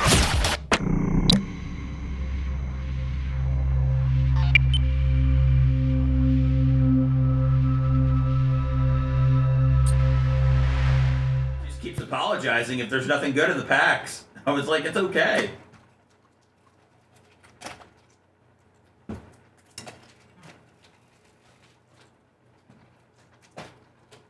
I'm getting my salad ready. All that salad talk got you going? Yeah, I'm starving. I had a small breakfast this morning. I like poppy seed too. I like sweet dressings, honey mustard. I like that stuff. Catalina. Mm-hmm. And I slather it on too. I like Me it. too. I completely defeat the purpose of having a salad by slathering it on. People might as well have some salad with your dressing. But I mean, you're doing good with your diet, right? Yeah, I'm all right. I'm going to be fighting my diet all my life. Yeah. I'm taking the fat injection. You're not fat, though, Steve. I was just fat enough to not surf well. I had to lose 20 pounds. You're just fat enough to what? Not surf well. Is it a peptide? Yes. Triceptide is what I'm taking. You guys are never going to be as good as Jay. You might as well just give it up. I know. I mean, just being second is okay. I am second. Dan's a distant third. Oh, we're gonna tell Dan that too, and he's gonna get so fucking mad tomorrow. He's gonna go out and buy a new $1,000 fucking surfboard. How much do surfboards cost? About that, a little under 1,000. But like, where do you buy them at? Surf shops. They got them pretty much all over the place. Any coastal town. Now, is it based on how big you are? Yes. Is the size of board you get? Yes, and you can have different volume on the board, not just length and width. But like, how many boards does Jay have? Like 10? No, I would say Jay probably has, because you wear them out after time. I say probably Jay has probably 3 or 4 boards that are. How do you wear them out? Just dings and wear and tear. They just get, beat up. They break. You could break a board in half. I would as soon as I got on one. I'd be fucking hanging 10. Next thing my shit would snap in half. It's not for the faint at heart, and it's not a sport you can pick up later in life. It just doesn't. It's not a sport for fucking people that weigh 300 pounds. It's tough for bigger guys. It really is. I want to see a surfing league for guys over 300. There's this guy who surfs Tahiti. His name's Raymana, and he's a big guy, and he's incredible, an incredible surfer, and he's huge, big, like fat, big, like he's big man and overweight. Are you cutting spots today, Sponjo? I can. Well, just Yila wrote us back. She's trying to. Yila's up our pee holes. Pee holes. That's right, pee holes. That's not good. You're damn right it's not good.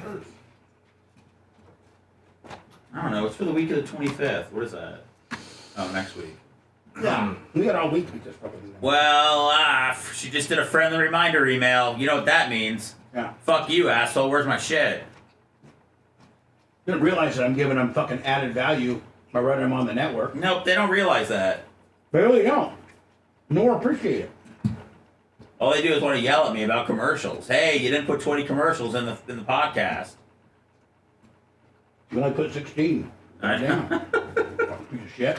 Each time I've got to put an extra commercial in the past 2 weeks, it's completely melted down the audio file. So that might be something they want to look at. I'll try to see if you can do it tomorrow, because much of the last stuff he's got to do around. Yeah, I'm on. You look and wait. Thank you. I'll tell you what happens tomorrow. Perfect. Big Mama. I'll say that to her.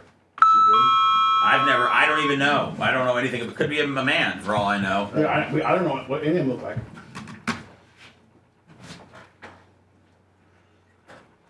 But you know what, Lummy, you're right. It's time to look up their LinkedIn. See if they put a picture on there? Yeah. All right, I just told Yila what's up. I said, we'll have that tomorrow and you'll like it.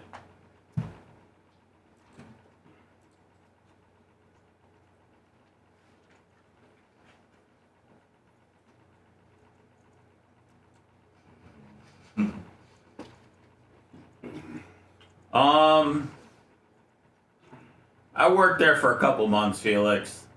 They suck.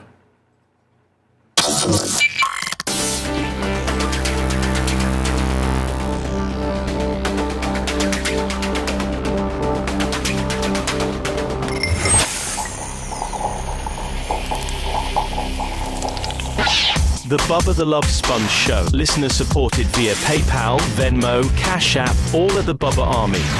Now returns. Seth, myself, and Lummy will do something. We'll call it 10:15 or so.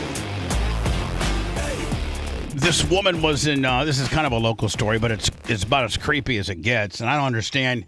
I don't care if you look like Jimmy Cleavis or Dan Diaco. You're super hot. Got a lot of confidence. I don't think that you ever write a letter like this to a woman that you see at the Goodwill. So this woman's dropping off her husband's clothes to Goodwill. You're just doing a good thing. You know, oh, nice. my husband doesn't want these clothes. Is she kind of shaking right now? Hold on. My husband's outgrown these, or he's gotten a little heavier, or maybe whatever. Is this? And this woman gets this note in her car. Now, she pretty much explains it. Like, I don't have to even say another word. I just came out of Goodwill in St. Pete. I don't know like what street it is, but I mean, she's kind of plain Jane cute. She is cute. I can't see her body, but I think it's cute. She's not overly beautiful. She's not all dolled up. She just looks like a really hot, natural girl who just got out of bed, threw on a sweatshirt, threw on some sweatpants, grabbed her husband's clothes that he doesn't want anymore that he gave to her in a box, and took it down to Goodwill. That's it. She's kind of cute. As I opened my car door, this piece of paper fell out onto the ground, and in my brain, I'm like, oh, someone's about to snatch me. So I have never gotten in my car. I picked it up, but I've never gotten in my car and locked the doors so fast in my life. But let me read you this note that fell out of my car door. Hi, I hope you're doing good. I never done anything like this. Never done. Automatically, grammatically incorrect. Let me start by saying you are very, very sexy. Many girls have said I'm very, very good and I know what I'm doing. So I would love for you to let me lick and suck and eat your beep. You do nothing to me. I will make you, I don't know what I'm allowed to say, come over and over, and I will lick up every drop. So if interested, move your car to a different, and I will come say hi. We can make plans. So meanwhile, if this really did happen, there's a guy in the parking lot. It seems like a nice offer so far. You're hoping Phoebe doesn't get one of those letters because she might just drive to that vacant spot and wait for the meetup. I mean, he said he'd lick up every drop. She shows the note. It's real. What? I got in and locked my car, and because I am So that means there's a guy in the parking lot that's watching her to see if she goes and pulls to a different car spot for him to come and approach her and talk to her. That means you're being watched right now. That's creepy. Yeah. Right, I'd have been out of there. And isn't she in the passenger seat? I don't she's think not so. Driving. It's a lot of times when you're doing a selfie, it'll do a reverse. Yeah. I looked back here to see that no one was in my car right there, and I punched behind me because I couldn't see. And there's a bag of clothes that I was supposed to drop off at the thrift store, my boyfriend's clothes, but I just hit something soft, and literally, my heart started racing. I was like, there's someone in my car, fight or flight. And then I realized it was the bag of clothes, but that's why my heart is racing right now. But also then I turned on my car and my alarm started going off. And I don't know if that is something that I did with how I locked the car bitch, put after your life getting together. in or you something. sound like me. You're really scattered. I mean, really. Out. But also in my head, I was like, oh, someone did something to my car to alert them that I am here or something. But what? This is not a normal note to leave on someone's car. If it was a normal person who thought I was attractive, she's gonna tell us how we're supposed to do it. Okay? Yeah, perfect. They would give their phone number or their social media or something for me to contact them. The fact that they knew which car was mine means they had to have watched me get out of my car and go inside. And then I was in the thrift store for over an hour. And so they said, move my car somewhere else. So they waited. Maybe they weren't there anymore whenever I came out and they were hoping that I was there sooner. But you would assume that they waited for me to come out for over an hour. And then also were still sitting there watching me while I got back in my car. They said, I never done anything like this. That doesn't seem like something someone does just once. Maybe I'm special and I'm the only girl that they've ever done this to, but I don't know. If not, I don't know, man. I don't think some degenerate makes that the first time he's done that. No. All is fair in love. Man, I don't think I've ever done anything like that before, ever. You should try it. It'd feel amazing. Dan does it by text. Dan does it by Facebook. All right, man. Steve, good seeing you. Good seeing you guys. Thanks for having me. All right, man. The Uncensored Monday show with me, Lummy, and Seth. We'll call it 15 after, okay? Fantastic.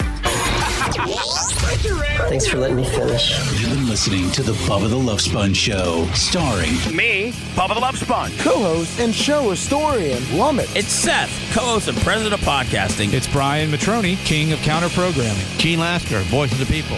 Glad you get to hear me. Gary Cantrell, video editor. Yeah, back here wiring up. It's Mini Macho. The BRN agent, Thomas Buttoned Up B. Co-host, Dr. Dan Diaco, Esquire of Council. Co-host, J. Diaco, Esquire, the Spitting Cobra of Council. Now, time for the legal disclaimer. Exactly. The Bubba the Love Sponge Show is intended solely for the enjoyment of our listening audience. Any rebroadcast, retransmission, or other use of this show without express written consent of the Bubba Radio Network is prohibited. We must dissuade him of this delusion. Until next time, always remember. I'll repay